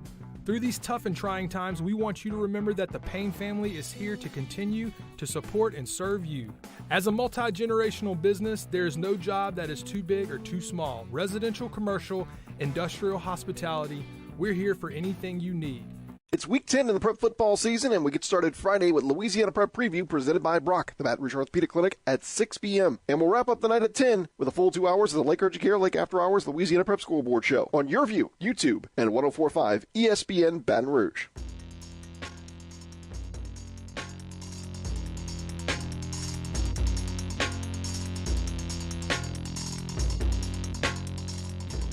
Hunt and Hill, 104.5 ESPN Baton Rouge. LSU and Alabama from Tuscaloosa on Saturday. Usually we're in full-blown LSU-Bama mode this time, but we just can't quite get it in gear this week. I think the reasons why are pretty obvious, but we will hear from Ed Ogeron as he met with the SEC teleconference this morning and started with some good news on the injury front, talking about a couple of guys he expects to be back in Chasen Hines and Armani Goodwin. We had a very good practice yesterday. A lot of guys were back from injuries. Armani Goodwin was ready to play. Chasen Hines was ready to play. So it looked like that we had a very spirited practice, ready to go for Alabama. And that's good to hear that Chasen Hines is back on the offensive front. And Armani Goodwin, we talked about him a lot early on and just hadn't been able to see him on the field. That's a guy who's got the speed to stretch anybody sideline to sideline and is kind of a home run hitter, and hopefully they can get the ball in his hands this weekend. Yeah, he's just been banged up all year. I got excited that I think it was Central Michigan game. He had one around the edge. He just looked like he had a different burst to him, and then he got up a little gimpy, and then ever since then he hasn't quite had the same burst all year. So I'm excited to see if he can, pop some runs. I thought we couldn't pop a run, and I watched the Kentucky game, watched the Florida game, and start getting excited. So I think you put Goodwin in that mix, maybe he can pop a few. So it was just Ty Davis-Price a couple of weeks ago. That was about all they had healthy. Now it appears that they've got Armani Goodwin back. Trey Bradford is healthy and eligible. He can play. So you insert Corey Kiner in there as well, and you've got some more guys that you can use. He talked about how Goodwin and Bradford may be a little bit different guys. Yes, yesterday was the first day with them, but we ran some specific plays with both of those guys. They look very good. They've got some springs. They got some fresh legs. There's some things that they do specific that we're going to run some specific plays with them, so it's going to help us. And they got to run the football against Alabama. John talked about that. We have to. We're going to have to run the football. We have to be 50-50. We can't be one-dimensional. Obviously, it's always tough sledding against Alabama. They're so good up front, and they're so well coached. But we have a challenge, but we have to run the football. Alabama's given up rushing yards this year. They gave up a lot of rushing yards to Florida. A&M ran it on them. And we've seen that over and over again with this Alabama front. They've gone a little bit lighter. They're going with more pass rushers. They're disruptive, and they've still been a pretty good defense. But running the ball is what teams have done. Yeah, that's exactly what teams have done, and they have chinks in the armor on that defense. This isn't a lights-out defense you've seen of Saban eras. You see Tennessee have success on them. You see Florida have a ton of success on them. Obviously, Ole Miss didn't, but some of these teams are able to make plays on that defense. And so I think for LSU, I think you got to start fast again, give this defense a break, try to keep this defense off the field. Just with all the injuries you have, you don't want these guys out there for 70, 80 plays. It's just going to get ugly. So the best recipe for that is trying to get this run game going. I know it's going to be a tall task, but that's the only way you're going to have a chance in this game. Talked about the different traits that LSU's got in the backfield now. Well, they're good zone runners. They got patience. Kevin's done a great job. We run some gap plays. They know how to run them. Armani is really quick. He's elusive. He's got some quick feet. He can make you miss in the hole. He can run inside, outside. Trey Bradford's got some good breakaway speed. He's a track guy, but he has good size. The outside runs with those guys are very, very favorable to some players like that because they can have breakaway speed. So each of them have different things, but Ty's our running back. We're going to need him to have the type of game that he had against Florida. I don't know if he's going to run for 280, but that'd be nice. So that was the positive stuff to get Goodwin back, get Bradford back, get Hines back. The negative was that he says Cordell Flott is very doubtful. So you're going to go to Alabama with a defensive backfield with no Derek Stingley, no Eli Rex, no Cordell Flott, no Major Burns. It's a tall order. It's a very, very, very tall. It's a huge gulp of water you're going to try to swallow here in Bryant-Denny on Saturday. Just not what you want to see, man, especially with Bryce Young, playing the way he's been playing this season. That dude's on fire. He's finding those receivers. Mechie looks like an All-American right now. They look good. Robinson on the outside, Robinson in the backfield. They got some stuff over there. So it's going to be a tall task. But I think for us this week, you got to get Max to play well, and you got to get this run game going. If you can do that, maybe you have a chance, but if not, it's going to be a ton of Bryce Young having a field day. So Ed Orgeron spoke with the teleconference and the assembled media there about how you handle a secondary that has essentially none of its projected starters back. Combination of both. We have to play our defense. We've been playing that all season. That's what our guys know. And but we have to put in a couple of new wrinkles. That's what we found ourselves scouts. So there'll be a couple of new wrinkles, but we got to play with the guys we have, and they got to step up. And Cam Lewis and Darren Evans and all those guys got to step up, and I know they will. He knows they will. I'm not quite as confident. It's just you're just too outmanned, and I don't know how if you're Durante Jones, if you're Corey Raymond, how do you handle a secondary that's essentially got nothing left? Bend but don't break. That's what you got to do in weeks like this. Try to get some turnovers, bend but don't break. Obviously, the manpower isn't anything close or remotely close to what you had going into this season. So you got a ton of guys out there who really didn't expect to play much. You got transfers from Nicholls State out there playing DB. It's just not the guys you would expect to be out there for LSU defense. So it's a tall task. Maybe you can get a strip sack. Maybe you can get a turnover and keep this game interesting. But it's going to be very tough, man. And with these young guys out there, I don't see things changing much schematically. I think you're going to see some of these same vanilla looks. Maybe they sprinkle something in here and there, but to me, I think that's the craziest thing for them to totally switch strategies for Mississippi State and be able to get that game plan in and get those guys to, be committed and locked in and focused for that game plan. You would think that they'd be able to put more stuff in throughout this year, but I just have not seen it to this point.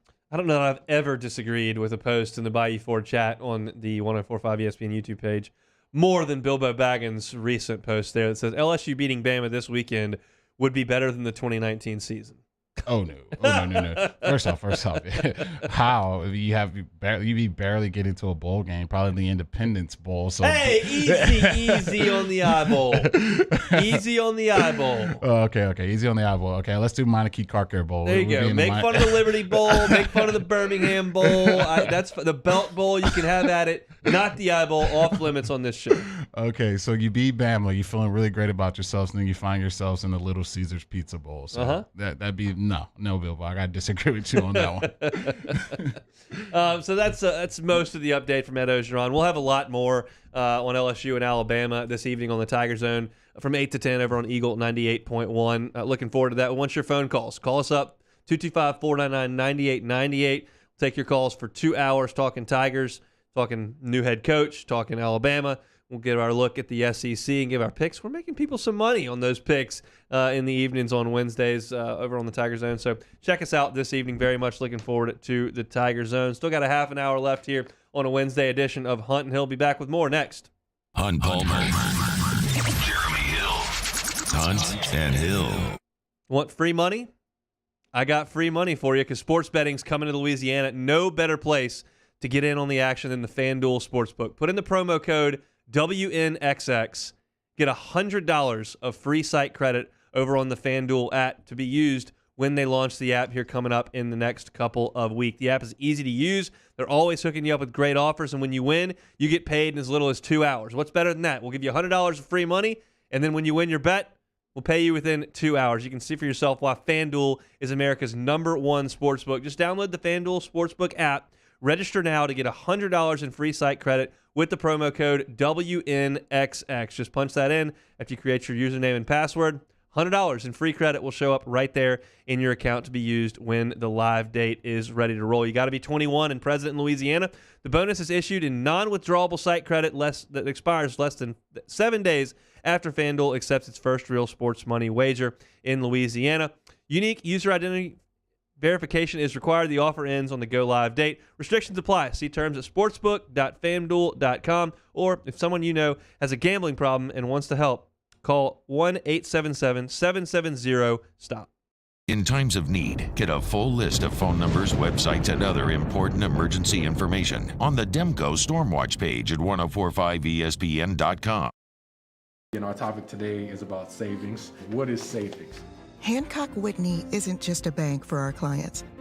We're investing in our hometowns, making life better for everyone. So keep dreaming. We've got your back. It is not too late. You can enroll today at ITI. Winter classes start November 17th. Our industry-driven curriculum will put you on a new career on a fast track. Enroll today for a better life. If you're in an accident, a car accident, a slip and fall where you're injured, you need to call an attorney. The defendant insurance company, it's their goal to close the case as quickly as possible and pay out the least amount of money as possible. That's why it's important to call an attorney and call the law office of O.C. Brown. At the law office of O.C. Brown, we're a family-owned firm. We want to be your law firm for a lifetime.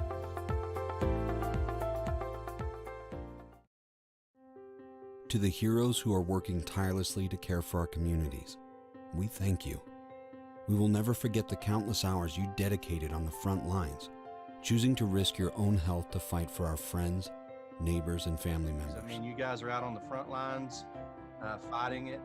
We are grateful for your heroic acts and unwavering spirit. Together, we are overcoming this adversity and make our state healthier and more vibrant again.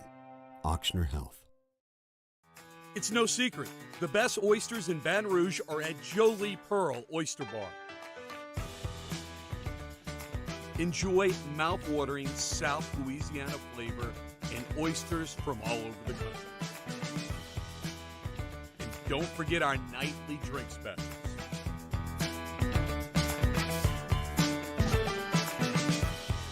Jolie Pearl Oyster Bar, located in downtown Baton Rouge.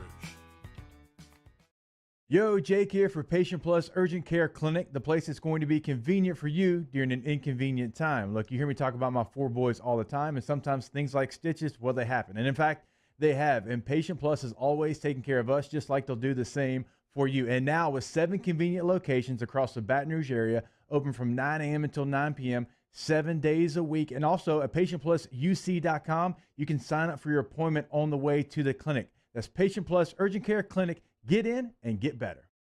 Front to Back Boat Service has been family owned and operated for 30 years. And the Sherman family is NMEA certified. That's the National Marine Electronics Association at Front to Back. They are committed to improving the safety and technology of marine electronics through installer training, interface standards. And look, the fall and the winter, it's the perfect time to do that yearly maintenance you've been putting off. Get those parts you've been coming up on Thursdays Off the Bench. A lot of college football talk as ESPN's Chris Lowe and the Athletics' Nicole Auerbach stop by. Debut of a new segment, brand new Big Deal or No Big Deal, and Chef Michael Johnson answers your Munchies questions. Off the Bench, 104.5 ESPN.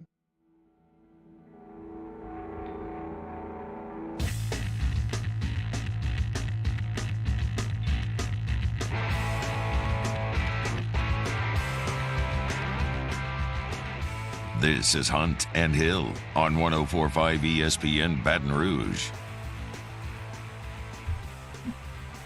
Atlanta Braves are your World Series champions. They win Game 6 convincingly last night and hoist their first trophy since 1995. A lot of aspects to this, Jeremy. Anything stand out to you? I've got a few things I want to touch on. I never thought a guy wearing a pearl necklace would be a World Series champion. Young Jock, former Jock Cub. just out there trolling with the pearl necklace. He's won 2 in a row. Hey, it's not a bad spot to be for Young Jock. And a new Game Coin athlete, too. So shout out Young Jock, man.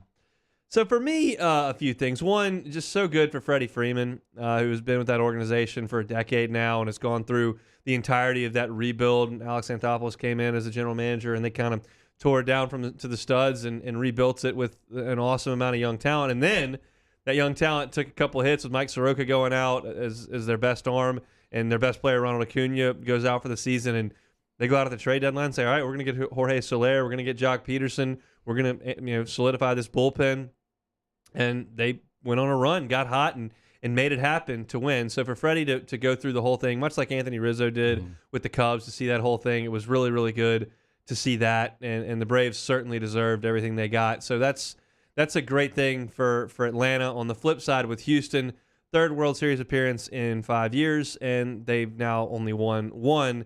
This was a chance, I think, to maybe do a little bit to vindicate themselves from the cheating incident. It doesn't totally, erase it, but would have said, okay, well, they're still pretty damn good. Now you still look back and, well, they are still pretty damn good. It doesn't quite get to the level of winning another World Series. No, it doesn't at all. And my Yankees got the full brunt of that that run to the World Series for them. And I think as time goes on, especially if they don't get something done real soon here, that asterisk is going to get bigger and bigger as time goes on, and people are just going to, put it in their memories as, oh, they cheated to win that. So it really doesn't count. And obviously a ton of those guys, Altuve, Bregman, those guys had amazing series, but it's not going to be, heralded and held in those regards as some of these other teams, especially this Braves team, who no one, I will probably bet, picked them to win the World Series before the season, especially just looking at the roster and the pitching. Is there an ace you could point to that you would love? Like, man, that guy's got to strike some people out. It's just not the star power that you normally see, and I think that's why, to me, baseball is probably one of the most hard sports to win a championship in, because some of the best teams year in and year out, they find a way not to get it done, and you see teams just having to get hot, having to have everything come together. You make a run and you can get it done. But to me, baseball, man, it's just very, very tough. If you've heard me on these airwaves for the last 8-10 years, then this is not new to you. But I reiterate this all the time. It is so hard to win the whole thing. It is, and it should be celebrated so much, because it's just very difficult. The favorite thing for us to do as sports fans is when a team wins a championship to look at them and go, "Oh my gosh, they're young. Like they're gonna win a few of these." Because if you look at what the Dodgers have done in winning that division 7 times in a row and getting to the NLCS, I believe 4 or 5 times in a row, they've won 1. And they have had the highest payroll and stars. They had back-to-back MVPs on their team. They go get Trey Turner. They had Mookie Betts to add in with Seager.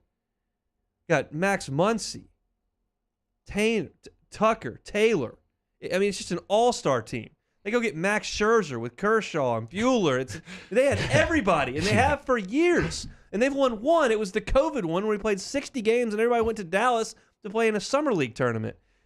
And that's it. And you look at this Astros core that came up: Springer, Correa, Altuve, Bregman, Marwin Gonzalez. They were such a great core. And they're not done yet, but Correa's probably going to sign elsewhere. They've got 1. The Cubs, everybody they had in 16 was under 26 years old. Rizzo, Bryant, Schwarber, Baez, Russell. Everybody, Contreras. They had Hendricks, Lester, Arrieta, and some guys signed elsewhere. They never got back to the World Series.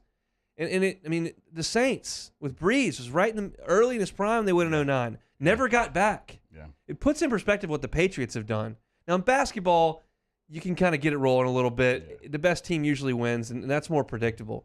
But what brings me back to this is, as I look at the Braves, and everybody's like, "Oh my God, if they re-sign Freeman, they got Acuna, Albies, got all." It's hard to get all the way back. And now you look at the NFL.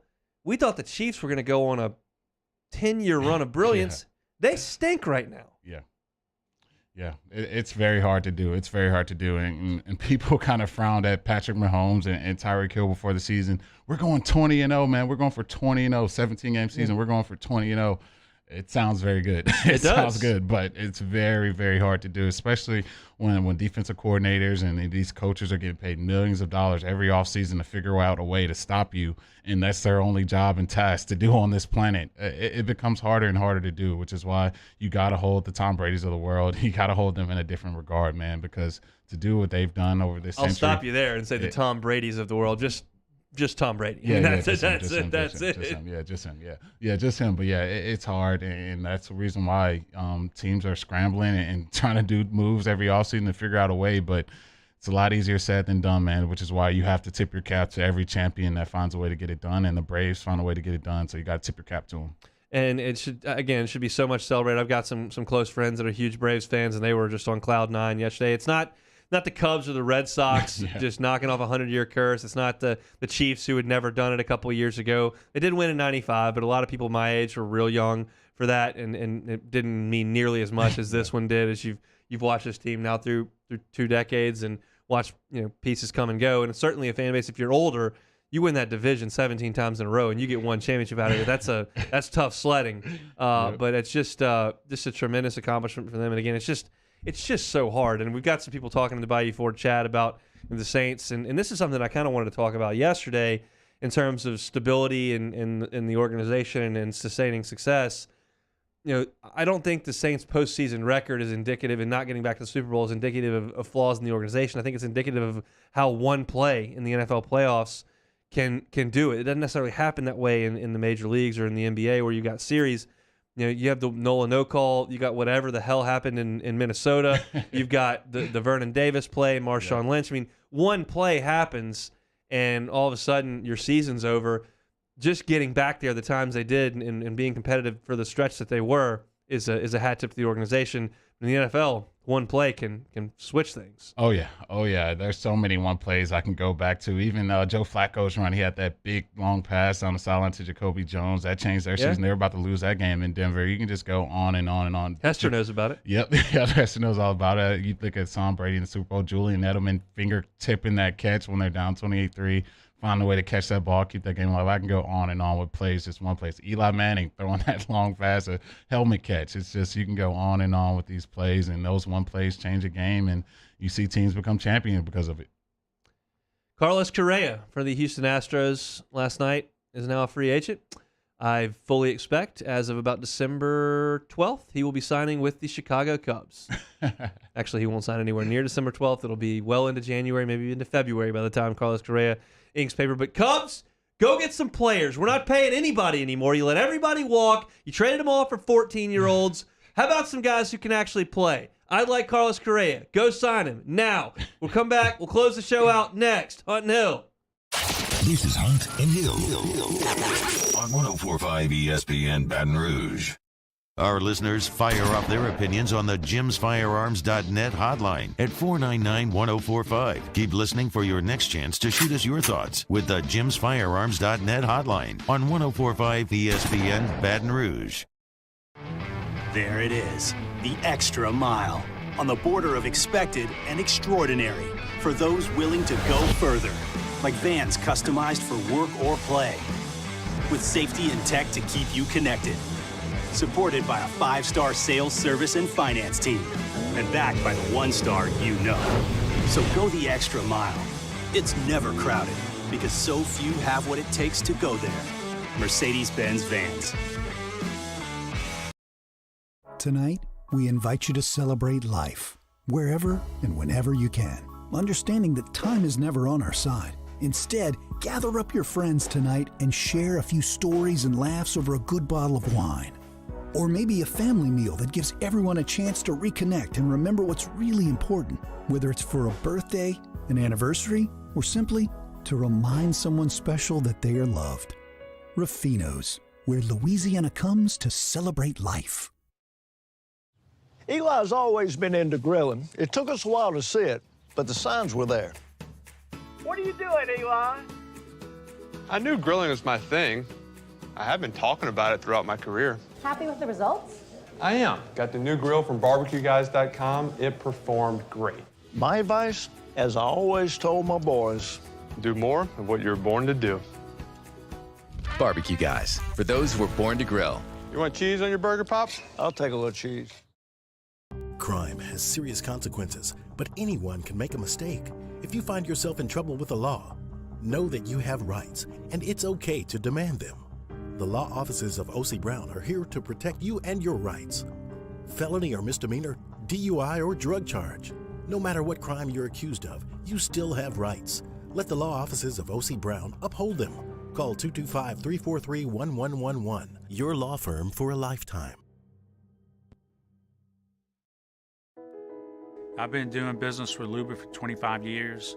They're dependable, trustworthy. It's just the attention to detail with our clients.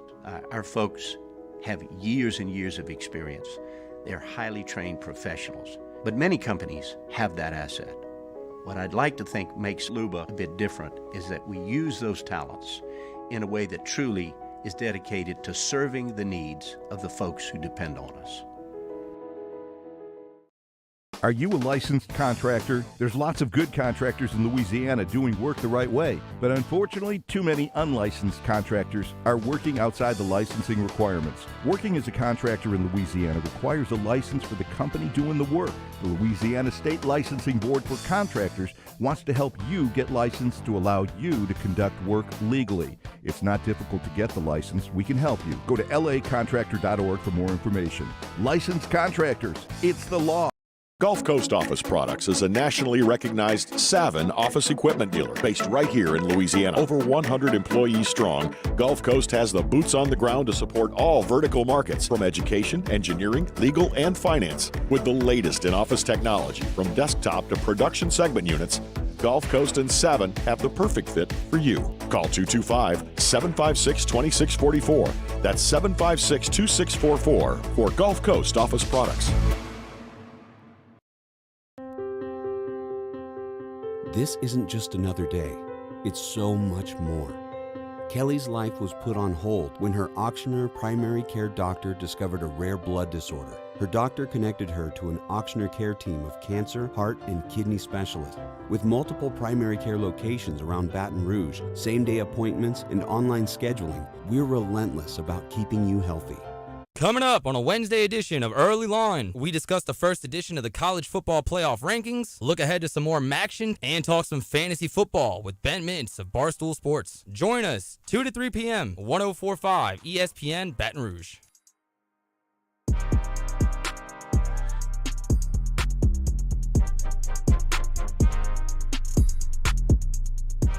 Hunt and Hill, 104.5 ESPN Baton Rouge. You want to talk about a guy that marches to the beat of his own drum. Report coming out now. Aaron Rodgers will not play against the Chiefs in Week 9 of the NFL season after testing positive for COVID-19. Now we're learning not only that the Packers franchise QB was unvaccinated, but that he lied when asked about his status in training camp. Rodgers had been reportedly working like a player who has not been vaccinated this season, a detail previously unknown to those outside the Packers organization. Biggest question is why the quarterback decided to outright lie when asked about his vaccinated status in August. Most people are saying it's a healthcare concern. He's just like, yeah, I'm vaccinated, good. And everybody shut up. And he just carried on his own way. Wait. So no one actually looked at his vaccination paperwork? I think the Packers were aware of what was going on. The media, he was like, yeah, I'm good. And they just kind of shut up about it. Okay, that makes sense. As long as the Packers knew about it, then that it would have blown my mind if the Packers signed off on this. And it was like, hey, we're going to lie for you, Aaron, here. But it's just...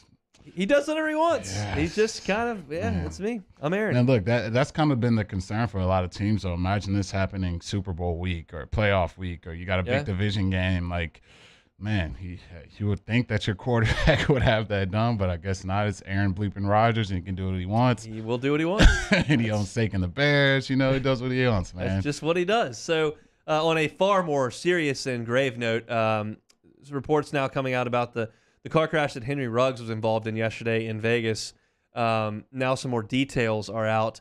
He was driving after 3 o'clock in the morning with a blood alcohol content near twice the legal limit, going well in excess of 155 miles an hour when he crashed into someone, and the result was a fatality. Just mind-numbingly irresponsible behavior by an NFL player, or anyone for that measure. But to go that fast with that much in your system is utterly reprehensible, and he's probably ruined a significant portion of his life. Man, not even his life, but to take someone else's life in that way, it's very disheartening. You feel so sorry and so bad for the family, and to be at 3:40 in the morning when you're trying to win a championship, I just don't understand it, dude. Like, you got so much in front of you. You're having a good season. Why are we doing this? Why? I so many questions that I just can't have answered in this moment, but it's very disheartening to see this story and just the way it played out. It's truly tragic what went on, and just so avoidable on every front to not put yourself in that kind of situation. Just absolute tragedy over in Las Vegas. All right, we'll close out the show as we do every single day. We will do some take it or leave it.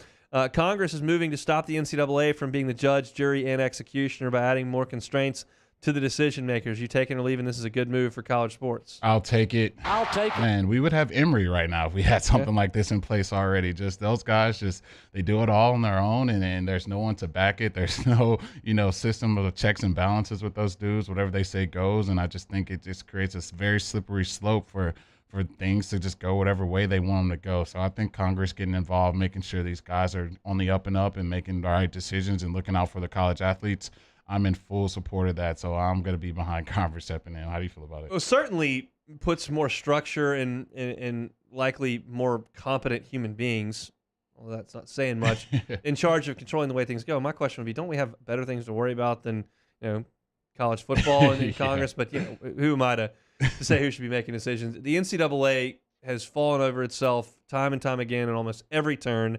And I if someone else has got to take the responsibility of acting on their behalf, then what's the point of even having them? They're not running the college football playoff. They can't control anything in terms of sanctions or investigations or punishment. What do they do? They screw stuff up. That's about the extent of it. Yep. The Ole Miss Rebels are extending their basketball coach Kermit Davis to a new 4-year extension. Are you taking or leaving this move? Will get the Rebels back to the big dance. I don't know that they're a tournament team this year, but more often than not, he'll have him in that mix. He's just a good coach. He's not a brilliant recruiter. He's going to be a guy that's going to have to find some guys from the JUCOs and kind of develop some guys, get some program guys in, use that transfer portal. But he's a really good basketball coach, and I think it's a good fit for Ole Miss. I like it.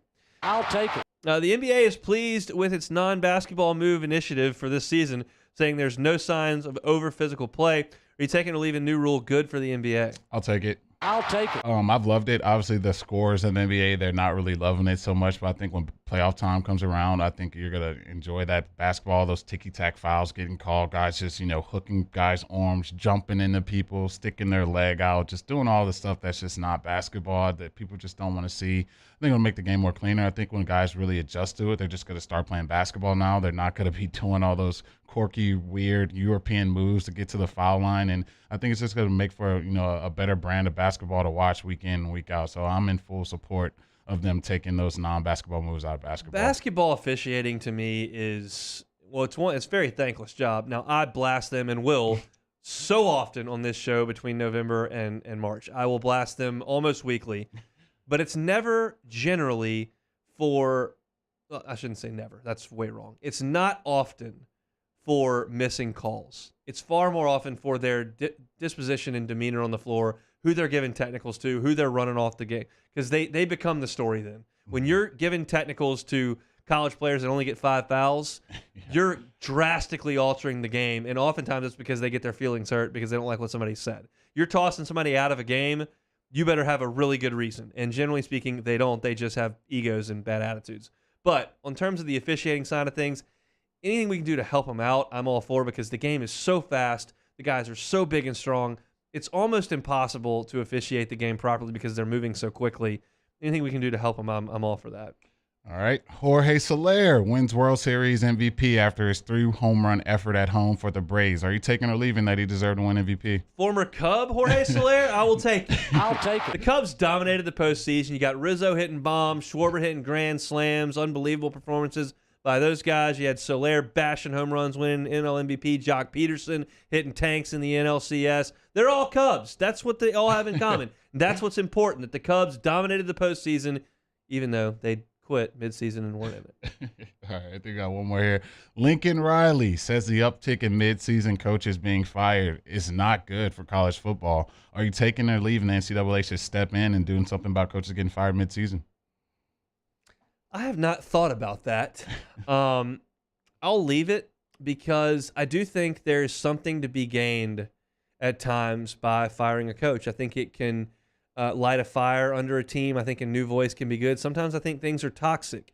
I don't think that Les being out in the middle of the season, Ned Ogeron coming in and changing a lot of things, specifically the offensive coordinator, the practice schedule, I think that may have helped a little bit. I think that there are instances where that's an okay thing to do. I think that, when things go sideways after 2 or 3 weeks and you start firing guys, I think that can be counterproductive at times.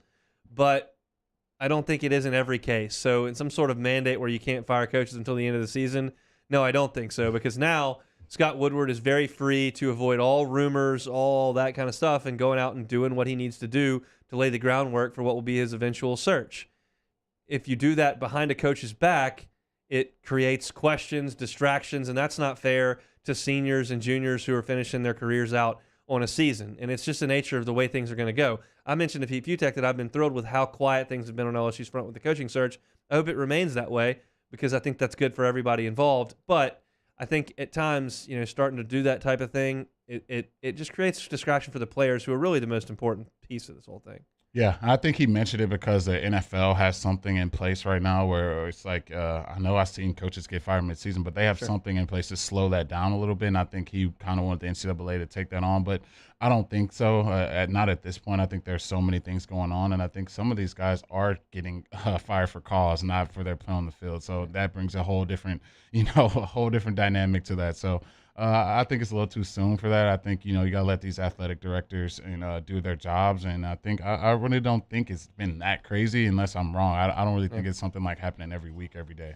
Thanks so much to Pete Futek, who joined us in the first hour. Talked to him about the college football playoff. We mentioned Jeremy's memories of the LSU-Alabama series. Talked to Mike Thomas as well. Second hour, eased a little bit into Alabama prep with Ed Ogeron sound and talked a little bit about the playoff selection committee and what they put forth last night. We'll be back tomorrow for a Throwback Thursday on 104.5, but tonight we'll be on the Tiger Zone. Matt's driving you home 3 to 6 on AFR. Jimmy Ott, game time from 6 to 8. The boys with your early line, Mario and Musso, will be next on 104.5. That's Casey, that's Taylor, that's Jeremy, I'm Hunt. We'll see you tomorrow on Hunt and Hill.